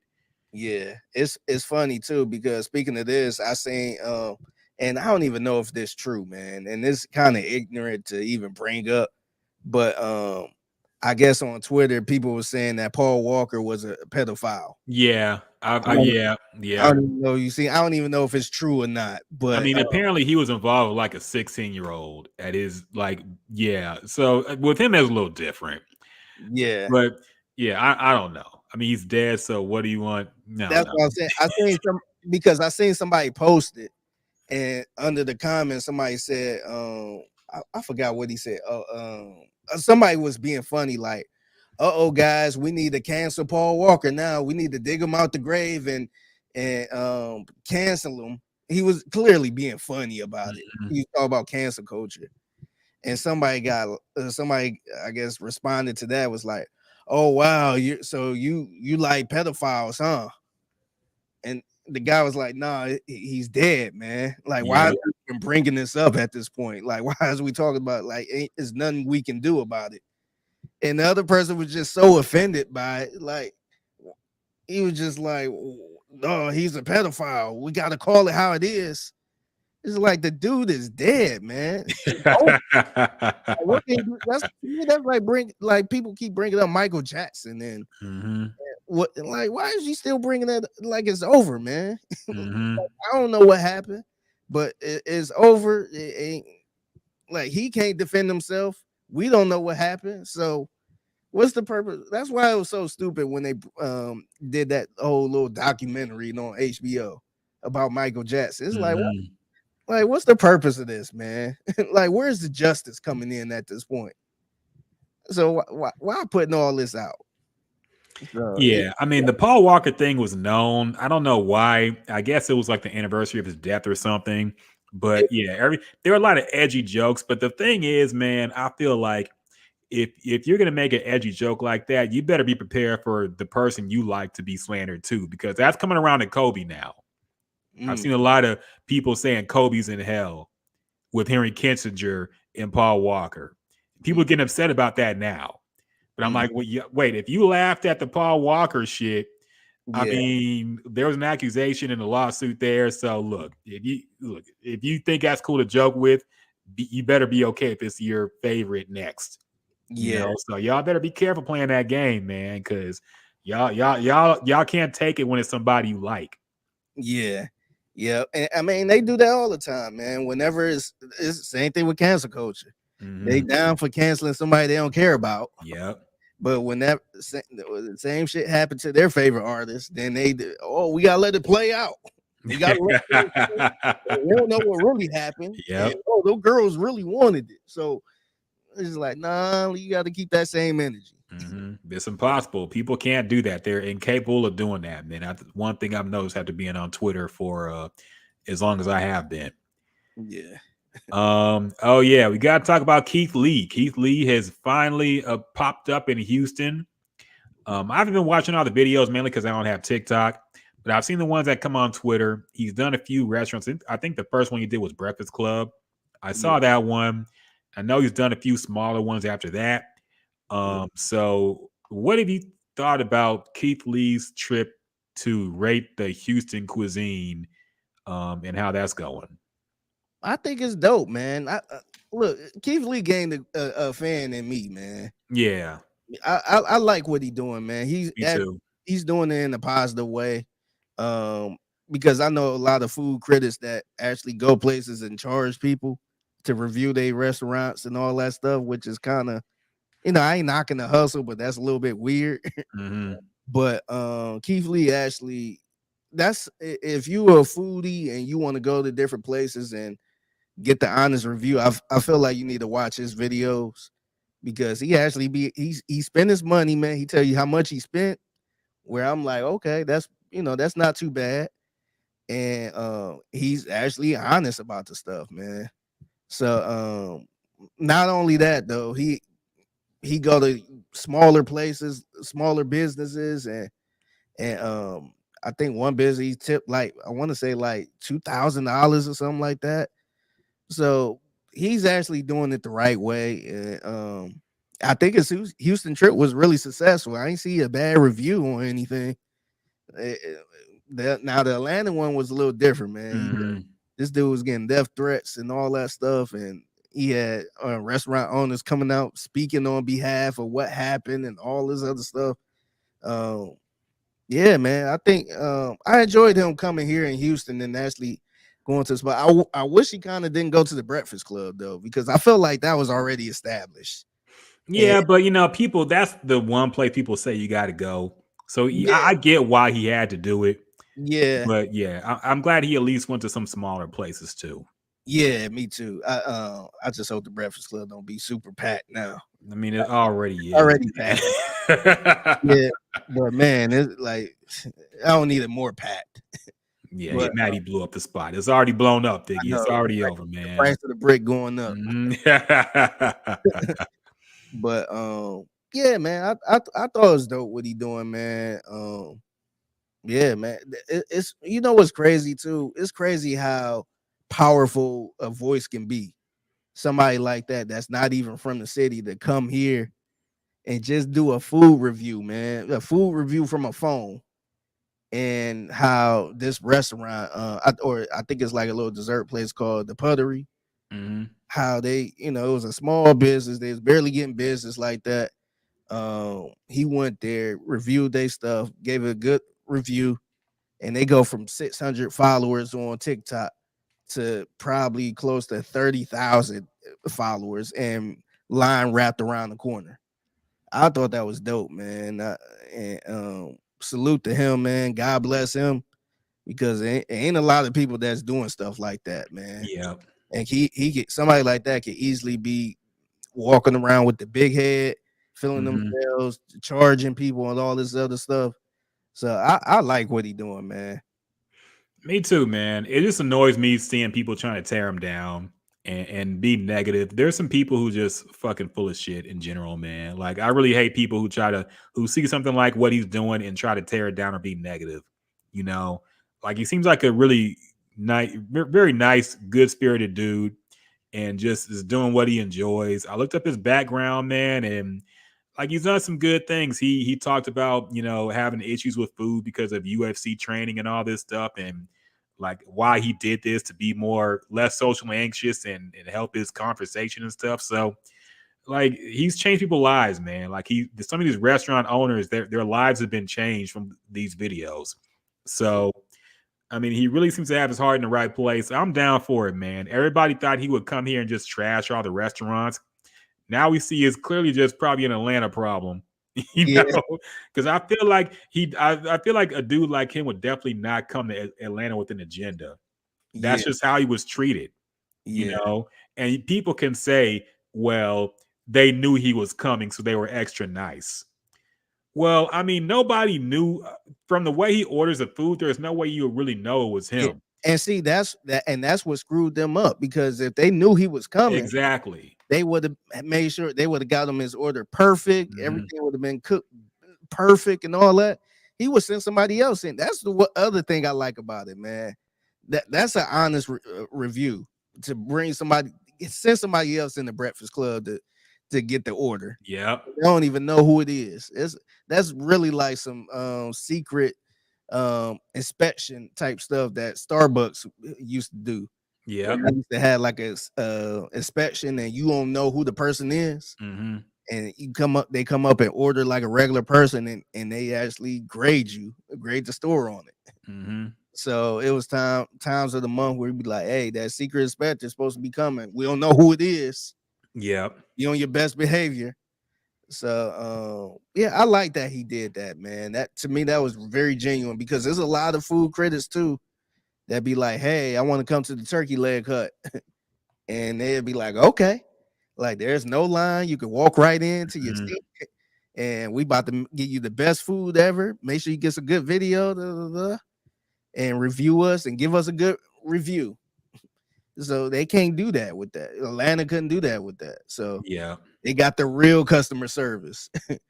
The people that's like, oh, we don't take online orders, Hmm. we don't take over the phone orders, and the line, it's a 2-hour wait, and all this other stuff, man. He actually got the bullshit, and he gave an honest review on it. Yeah. Yeah. I mean, honestly, I think that definitely put other restaurants and other areas on alert. But I mean, if that gets everybody to improve their customer service, that's still a good thing. Yeah, You he know, succeeded. Yep. if they knew, oh, he's coming this week, so treat everybody nice. That's a good thing for us too, because they thought we were Keith Lee. We were Yeah, ordering our food. So that's good for everybody still. Even if they knew that he was coming and they were on their best behavior, they had to do that for everybody. They didn't know when he was coming or how he was going to order. yeah, So it's still a good thing regardless, man. So yeah, shout out to him. Glad he enjoyed his stay in Houston and enjoyed the eatery and whatnot. So, and shout out to every restaurant that got boosted, all the small mom and pop shops that got a huge glow up from the review. You know, it's a good thing to see. yeah. He gave the Breakfast Club a 10 out of 10, man. Yeah. What 9.5 on the chicken. Yeah. Yeah. I think that the only thing he had was the when he called to make an order, somebody put him on hold and then took the whole thing and said the personal information Yeah, while the phone was still on. And yeah, yeah, that sounded messy. But yeah, besides that, yeah, I haven't been to Breakfast Club in a long time now. I got to go back now. That chicken did look good. I don't even like fried chicken like that, but that chicken looked good. yeah. So I actually went this week. I think I want to say on a Wednesday, a no Tuesday, word. Wednesday, and actually saw Marcus up there. Remember we had Marcus, the owner. Yeah, yeah. I don't think you would. I think it might have been the podcast. You may it was with the ESG podcast. Oh yeah. But yeah, he came up here and hopped on the show and all that stuff. So I actually saw him that morning. Yeah, that's dope. It was good talking to him. That's dope. Shout out to him, man. I guess we'll end it with this. Actually, yeah, fuck it. We'll do this last thing. It's not a huge deal, but something that happened. So Lil Wayne was on Tyga's podcast, who I didn't know had a podcast. Yeah, Everybody got a podcast now, man. Every Roy Hibbert got a podcast. Everybody, Roy Hibbert has a podcast, man. I saw him do that little goofy face when on the YouTube video. I'm like, oh God. So everybody got a podcast, and Lil Wayne was on Tiger's podcast, and he talked about the statement. He didn't say Andre 3000, but we know he's talking about him because of the context. The comments Andre made about rapping at over 40 or 50 or when you get older. I read a depressing quote or two from someone that I respect a lot in music, in hip hop period, and music period, and they would ask, like, why you ain't been doing music or whatever, and they was like, man, like what I'm gonna talk about. It was like, like when I'm gonna talk about, I'm in my 40s, like what am I gonna talk about? Like, you want to know about me and what I do, and you want to know about what I'm doing, about the life I'm living at this age. Side note, man, why does he sound like that? Yeah, he sounds like a frog, dog. Like straight up. Yeah, it sounds like he been smoking all his life. Yeah, and he got a hole in his throat. He sound like the dude from King of the Hill. Yeah, and I think he's on steroids or something for like a medical thing, because his face has been bloated, man. If you look at his face, it's super bloated now. Yeah. I hope he's okay, but he might be dealing with something. But yeah, he does sound like a straight up frog. Age and the things I'm doing, it like, what am I supposed to talk about? I was like, wow, that was so different. Like, I have everything to talk about. I feel like that's why you got to stay in it, though, too. I feel like you can't be too far removed. I also thought that may be a downfall by staying in it, because you may, at our age, you may hear what's going on and feel like, I'm so out of that I ain't about to drop nothing. I'm not about to. So that's why I say I don't listen. I just go in my little hole. It's true to you, though. Yeah, and it's just, I love what I do. Yeah. Put it out and swing for the fences, man. Yeah, man. Vaughn23 on Twitch said Wheezy is wide. Yeah, he's I don't want to make fun of him if he's dealing with something. We don't know what's going on. I don't want to do a Chadwick Boseman thing here, so I don't know. But yeah, his face has been noticeably puffy lately. So yeah, Lil Wayne chimed in on rapping over 40. And I think it's just interesting in general seeing the rappers who said or implied they would retire at 30. Yeah. Now having a cop pleas for rapping at 40 plus. Yeah. It's been funny to see, man. I think he had a point about, not trying to chase the trends of what the kids are on. So I get that point, but yeah, what do you think about these comments from Lil Wayne, man? And do you think he proves Andre's point or goes against it? Yeah, I think I don't want to say he kind of proves his point, but yeah, I can see why he's a little offended by that comment, because I feel like Lil Wayne, he can rap. Lil Wayne is probably one of the only rappers, one of a few that can rap about anything. He's not stuck to a certain formula where he got to rap about, partying or drug. I feel like Lil Wayne, depending on his mood and whoever he's rapping with, he can rap with the big dogs. So I think Lil Wayne is somebody who could rap over 40. But not saying that's proving Andre's point. I think the type of rapper Wayne is, I feel like that's more reason for Andre to rap at 40 or over 40, because he can rap on certain topics. He can just rap about, something so simple and make it art. And, we heard Andre 3000 do that with the Kanye record, the Life of the Party record. So, I think Wayne is in that category as somebody who can rap until he's 70 if he could, barring health reasons. But yeah, I understand for somebody like Wayne can kind of take a little offense to that, because Wayne is a lyrical genius, man. And the stuff he do, he just do it with ease. So saying somebody like that, just imagine somebody like that saying, hey, what can you rap about at 40? Wayne is right there, man. He can rap. He can rap all day long. So I understand where Wayne coming from. Yeah, I mean, to be fair, Wayne does rap about the same shit now. Like every verse, like substance wise, like the wordplay is still good, it's fire, but he kind of raps about the same shit in every song at this point. But I think Tyga also had a point, interesting enough, that if you're out of it's harder to get back in, you know. And I think that was the issue with Andre. He had been out of it so long, you know. With Lil Wayne, no matter how old he gets, we just expect he's going to keep dropping shit. You know, he's dropped so many mixtapes and albums throughout the years that we're just used to it now. You know, now it's not going to be number one on Billboard type shit ever again, but he'll keep his fan base fed. You know, the fucking Andre 3000 fan base was so starved like a Ethiopian that they had to stream a flute album with no drums or anything on it and no words. Yeah. And that had to hold them over. If you're a hardcore Andre 3000 fan, you had to listen to that shit and pretend you liked it. That's how starved you are. Yeah. So, yeah, it's that's just the difference, and I think that also played a part into it. The fact that the pressure was so big to deliver something from him.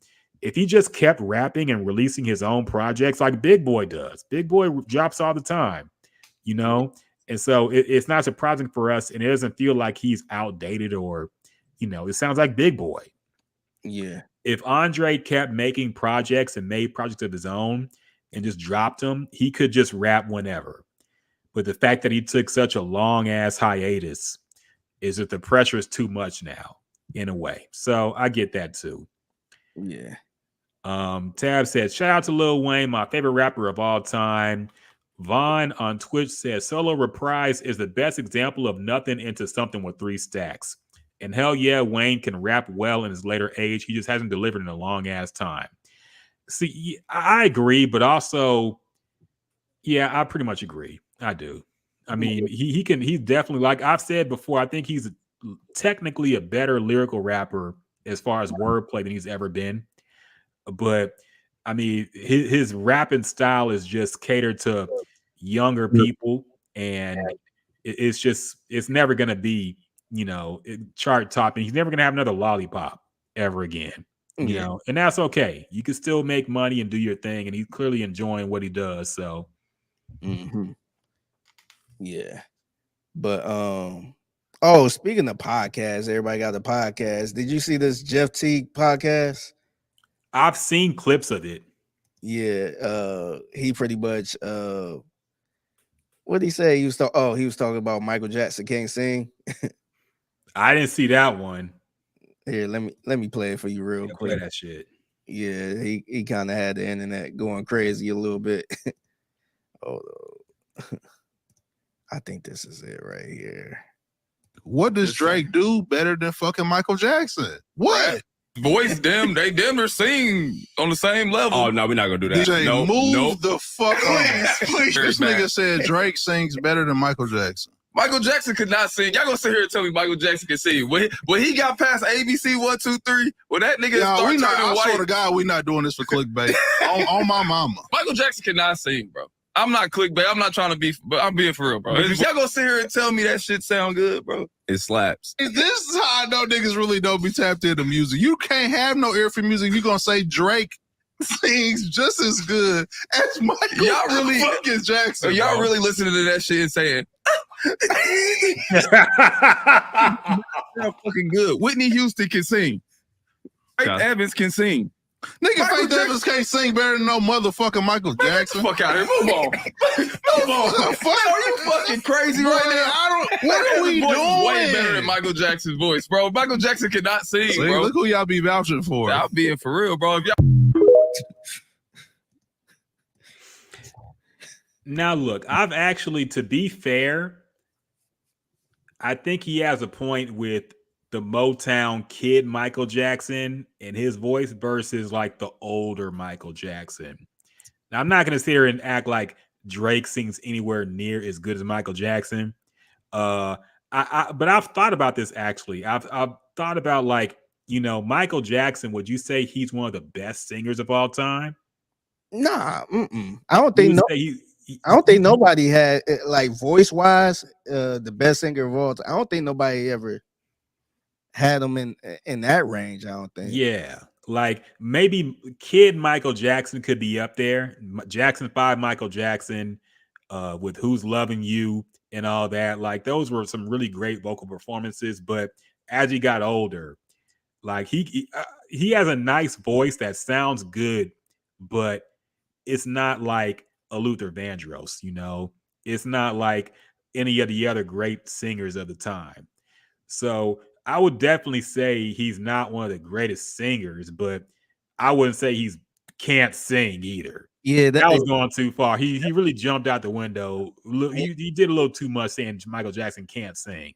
Yeah, that's the part that got me. Like, you could say he's not the best singer, or not the greatest of all time when it comes to singing. But look, man, that Michael Jackson from '79 until like probably the late '80s, around he was singing.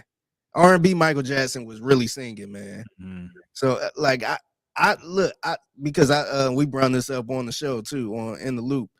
And Landry was kind of siding with Jeff Teague, of course, a little bit. Like anything. But he said Michael from the 90s up was like, can he really sing? And I feel like that's an argument. I feel like you can have that argument of the screaming Mike, the shivering Mike, as far as singing. I could get it if somebody say, I ain't really care for that Mike when he was singing. I can understand that. I disagree. I still feel like Michael Jackson during that time was a okay singer, or good. I would say good singer. I feel like he could do something then, but to say he can't sing, man, I can't listen to that Thriller album or that. What was the album before that? Off the Wall. Off the Wall. I can't sit there and listen to Off the Wall and say, man, this dude can't sing. Like, what do y'all hear? Like that, to me, that's just crazy, man. Even later, Michael Jackson had some songs where I feel like he sang well on, like Stranger in Moscow, one of my favorite Michael Jackson songs, the Free Willy song. Yeah, Butterflies. Butterflies, yeah, late Michael Jackson, he could sing, man. Yeah. So is he one of the best of all time? I wouldn't put him in my top 5 or even top 10, probably. But to compare Drake to him singing wise is a bridge too far, man. I'm sorry. Yeah. Come on. What was that song? Remember he was singing his ass off on that We Are the World or whatever? Yeah. Well, he was singing in the video, and then somebody else went after him, and he was looking at him like, "What the hell is that?" I forget it. I know Cyndi Lauper was there, and some other people. Some random people who weren't even singers were on their shit. Yeah, it was rough. Yeah, I can't sit there and say he can't sing. Yeah, I can't say that. Yeah, so but I feel like it is another thing I've been thinking about. Like, somebody's the GOAT when that's the person they go to make like a hot take about somebody. Yeah. The same thing about Michael Jordan. Michael Jordan wasn't playing against nobody. The same thing with Jay-Z. Like, Jay-Z was never the hottest rapper out. Or Tupac, the hot takes. Remember that whole era with the Tupac hot takes? Tupac wasn't a good rapper. If they're the person you go to make your hottest take, that means they're probably the GOAT. Yeah. So yeah. No, I agree. They always compare that person. Say, oh no, he's not. That person is overrated, or this person ain't even that good. And it's like, all right, it's something there, obviously. And that's how I feel about LeBron, man. Yeah. Like, as much shit people talk about LeBron, it's something there if you keep bringing them up and you keep comparing them. You keep saying he ain't better than Jordan, who is the greatest. It's something there. Like, you might feel like that's a little disrespectful comparing Jordan and LeBron, but you comparing Jordan and LeBron, you ain't sitting there comparing Jordan and Wilt Chamberlain or Jordan and Magic. I mean, Mhm. not Jordan, but LeBron and Wilt Chamberlain or LeBron and Magic or Yeah. like shoot. Some people ain't even comparing LeBron and Kobe. No, that ship sailed a LeBron while and ago, Jordan. man. Is Yeah. LeBron and Jordan. I still feel like that's a compliment comparing him to the greatest. It is. It is. So yeah, that's how I know somebody's the GOAT, when somebody just wants to rile people up with a hot take like a Michael Jackson kid sing. Yeah, okay. The biggest selling artist of all time couldn't sing. Yeah, all Yeah. right, we'll go with that. Vaughn on Twitch says, so I think we already read that. Older Michael could pop sing, not sing. That ain't Whitney. But if you think auto-tune Drake can sing better than Michael at any fucking point, man, yeah, I agree. Yeah. Yeah, I He mean, definitely wasn't Whitney. yeah, he wasn't like even the male contemporaries he had. I wouldn't even put him against like a Peebo Bryson or anything like that. You know, there are people, especially in the '90s, who were just the great era of R&B, male and female R&B. So Yeah. I'm not putting him up there with all them, but yeah, And he can still sing. And that's the thing too, like with the 90s, like the way these dudes was coming in singing, this Mhm. was like maybe this is like the LeBron era in the 2000s coming in playing in the NBA, where he's like, man, we never seen an athlete like this. Yeah. And you know, at the time, you might not say they better than some of the athletes from the 90s, but if you put them two together or compare LeBron to somebody in their heyday in the 80s, it's just like, man, this person Mhm. physically is better than somebody that played in the 80s. Yeah. And that's how it was in the 90s, man. Because in the 80s, you had the Luthers, you had the Whitneys and stuff like that, which was good, but you had people like Jodeci that was coming out the Mhm. water just singing their ass off. You had some rant. Boys to Men, yeah, a lot of people. Yeah, it's just like, man, it's a different day and age, man. Mhm. So, you know, respectfully, those guys came in singing better. You know what I mean? But yeah, Michael Jackson can sing, man. I can't Yeah. say even in the 90s, man. His voice was a little older and all that stuff, but I ain't look at him as like, man, this dude cannot sing. Why is he?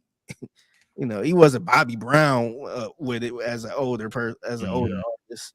Because Yeah, when no. Bobby Brown got older, that dude couldn't. Yeah, Like, yeah. I mean, really, he fell off after the first album, if we're being real, man. So, yeah, yeah. Bobby Brown as a kid was cool, Mhm.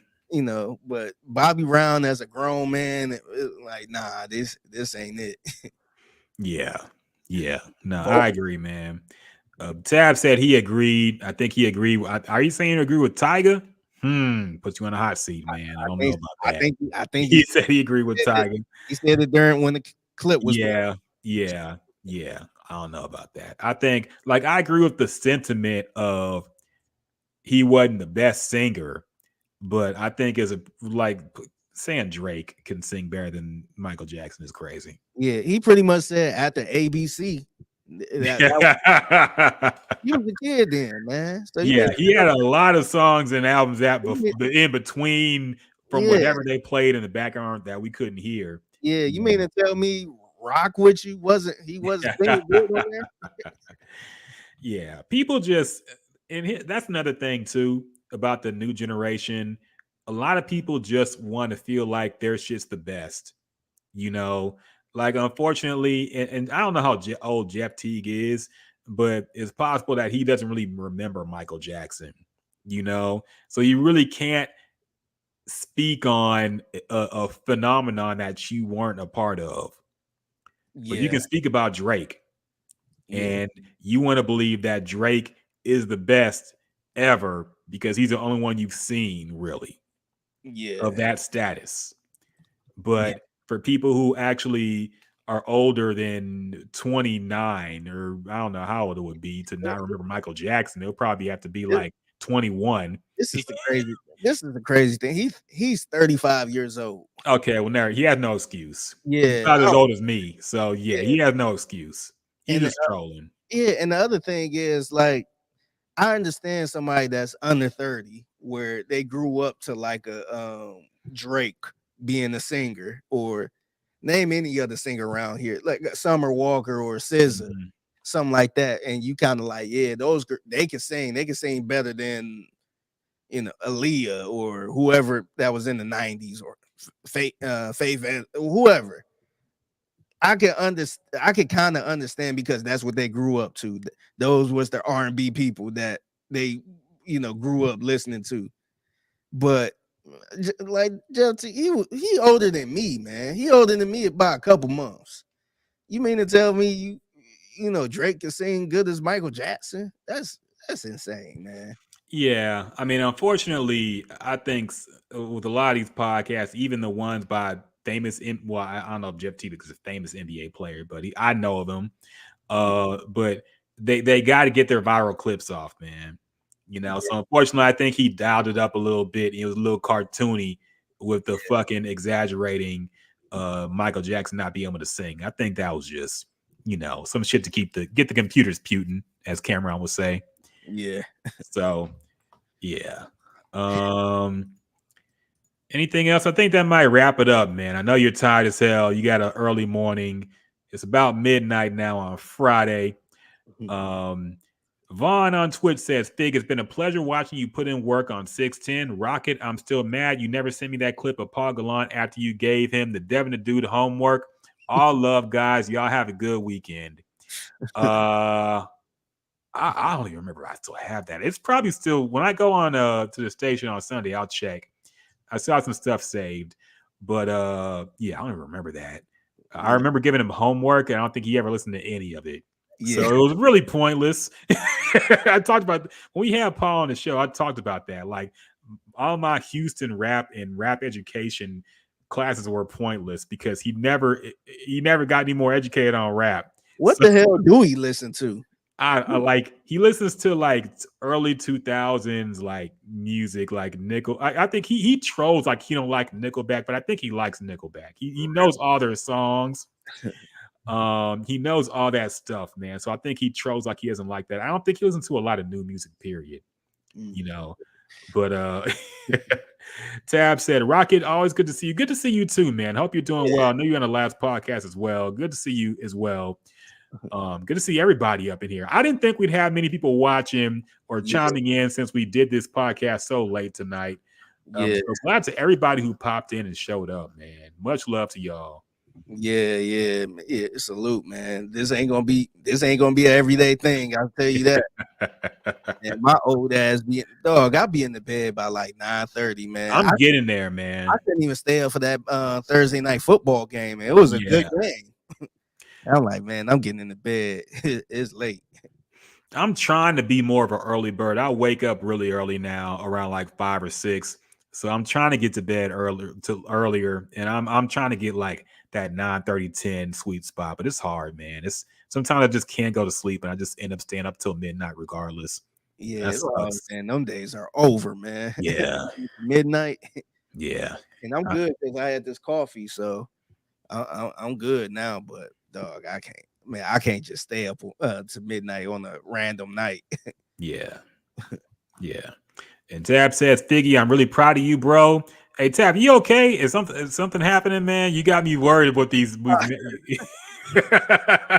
Hey, it's funny you said that too, because like my sister randomly texted me during the show and said, I love you. Mm-hmm. Just out the blue. Like, she never really texted me like that. And she texted me, I love you. And the first thing I thought about, like, what the hell is wrong? Like, why are you sending me this randomly like this? And so I texted her back, love you too. What you up to? I was just engaged in the conversation. She was like, oh, no, I'm just studying for a test. I got to take a test later. I'm like, damn, I ain't tell her this, but I'm like, man, you scared the shit out of me. Really, though? Like, I'm like, what's going on, man? So, yeah, Tab, I hope you good, man. Oh, he said he was happy for y'all. That's it. Good, man. Good. Sometimes I get worried when somebody randomly hits me up and says some nice things. I'm like, wait a minute. I think that's messed up. It is, but it's like that's unfortunately, like, we're so unused to getting that as adults, that usually it's like only in times of sadness or death that you really appreciate somebody and you want to give them nice words and say, you know, oh, one of my friends died, so I want to hit up my other friends and let them know how much I mean to them, how much they mean to me. You know, it's only things like that that really makes you think, unfortunately, because we all got to do better at just spreading love, period, and letting everybody know that they mean a lot, and you know, we're proud of them. So yeah, Figgy, we're proud of you, man. Yeah, I appreciate y'all, man. Tab been rocking with us from the very beginning. Yes. Tab is the one that brought the podcast back. He ain't even know. Did. He thought nobody was listening to this, and he actually brung it up on 610. Yep. And I was just like, man. So I'm like, maybe we need to keep going in. Yep. Somebody Yep. like this is listening, so we got to keep going. Yeah, So, Tab is patient zero, man. He was at the ground zero of the podcast, man. Always riding with us, supporting us. We always love you for your support, man. I'll never forget what you did for the 610 producer draft. Well, the draft thing when you called in and put me number 1 overall. Yeah, no, I'll never forget that, man. That was a really special moment for me. And yeah, so we love you for that, man. I hope you're always doing well. And whenever you can pop into the podcast, we'll always chop it up with you, man. Always. Yeah. And Vaughn 23, man, I appreciate you too, man. Look, man, a lot of people don't know how much of a struggle, you know, it took me to get this far. Yeah. And right now, like, I'm blessed to be where I'm at, but I still got a long way to go, man. I'm still grinding like I don't have it. And honestly, I'm grinding like this because I don't have it yet. So, you know what? Like, God been keeping me blessed. I've been staying humble. I just been working hard. So, I appreciate y'all. Little comments like this really help me. It does, man. Because sometimes I'll be working a lot, and I feel like nobody noticed. Mm-hmm. And like we said with the podcast earlier, we like, damn, is somebody even paying attention to this or appreciate this? So it's good when you get comments like that, man. So I know that I'm doing something right. Yeah. So yeah, salute to all y'all, man. No, 100%. No, we really do appreciate everybody who stops in and leaves a comment. And even if you don't leave a comment and just watch the podcast or listen to the podcast on your own time, whenever, we appreciate all of y'all, man. Like, honestly, I never really cared about being a huge podcast or getting a lot of money. Like, me and Figgy just want to talk and have fun with people that are cool with us, man. Honestly, that's like the genesis of this whole podcast. We just want to talk and bullshit and have fun and tell jokes and get these jokes off and just do whatever, man. Good vibes.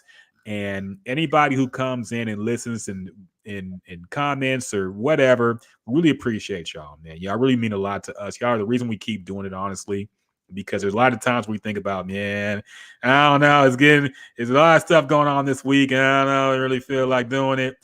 But, you know, it's always fun. Whenever I get into the podcast, it's always fun being here with y'all, man. Yeah. And like today, man, like I did my normal show today. I left and got a haircut. Then I had to go to work to my other job. And then I came from there right here, man. Like I could have said, hey, let's hold off. But I enjoy doing this, man. Like me and Rockett don't get paid for this. Mm-hmm. We ain't get none for this. This is like time we could be doing something else. Mm-hmm. But, you know, I enjoy this time, man. It's a Friday night. And this is one of the reasons why we don't have another host. Yep. Because we do this on a Friday night, and y'all know stuff be going on Friday nights. People don't want to spend a Friday night talking for 3 hours on a computer. A lot of American Idol winners. Yeah.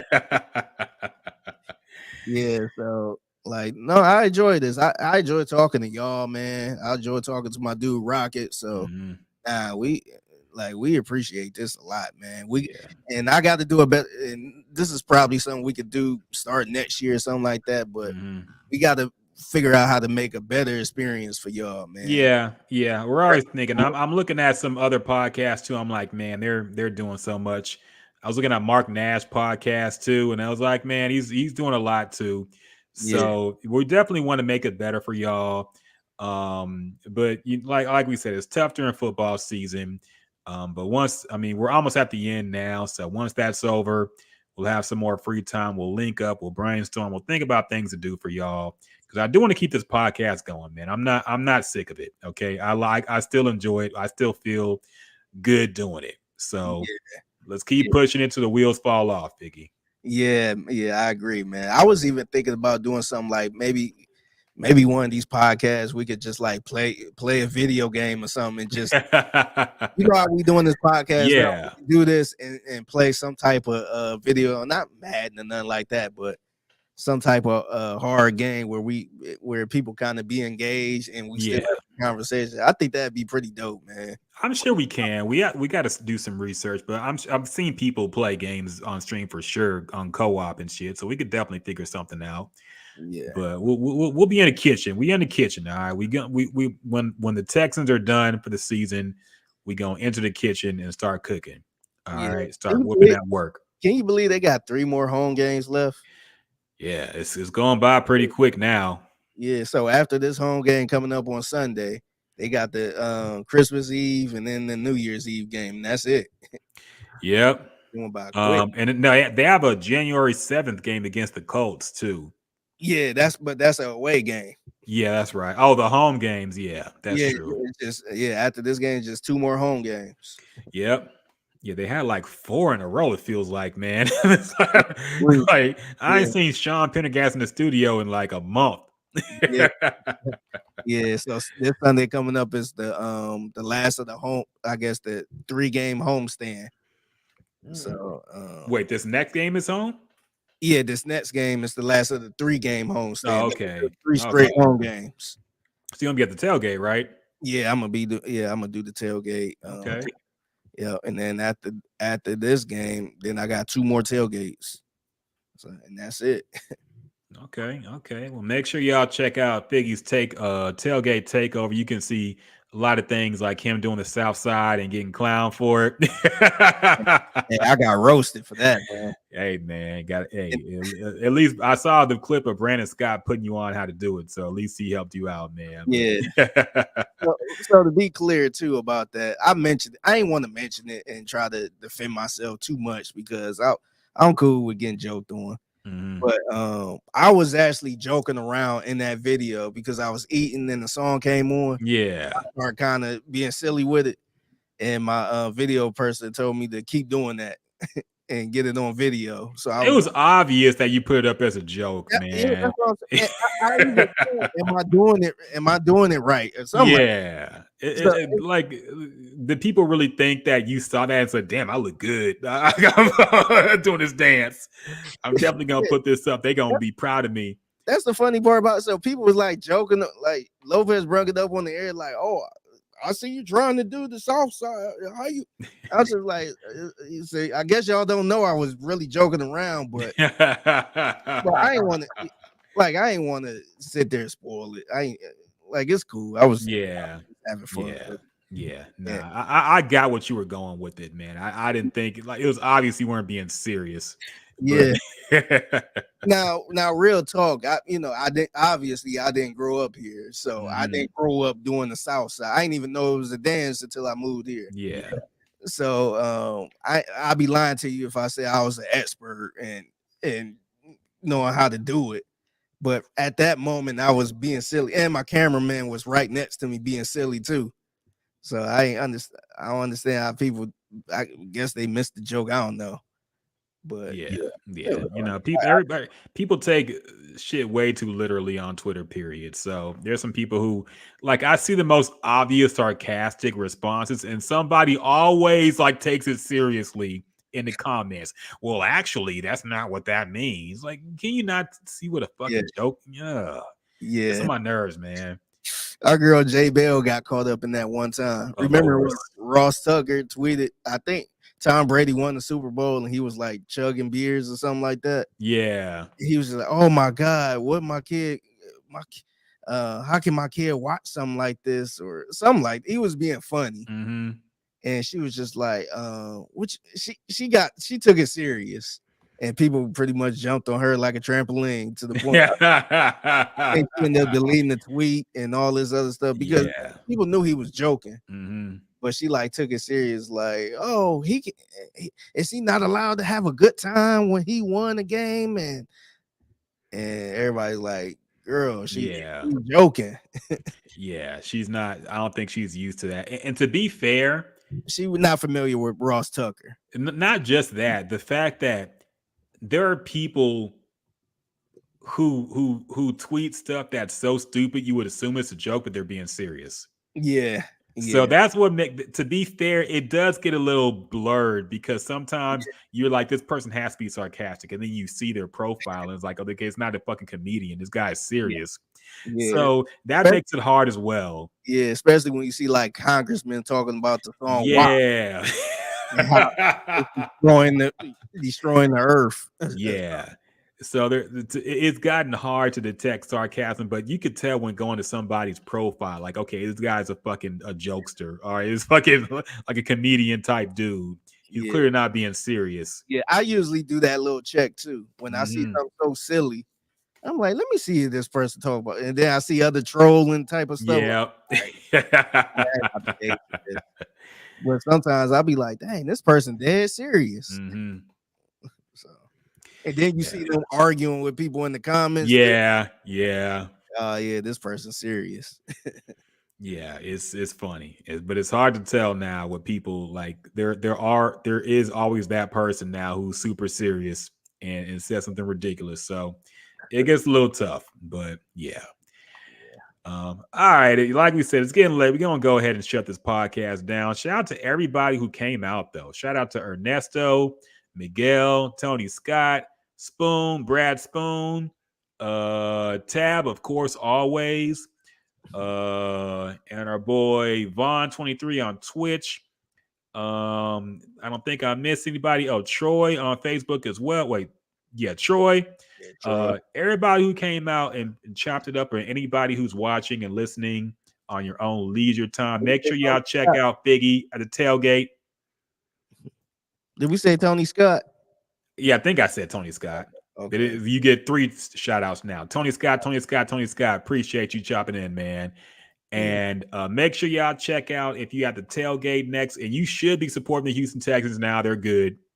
Yeah. And you make sure you check out Figgy Fig at the tailgate if you're going to the game. And shit, we appreciate y'all. We love y'all. Until next time.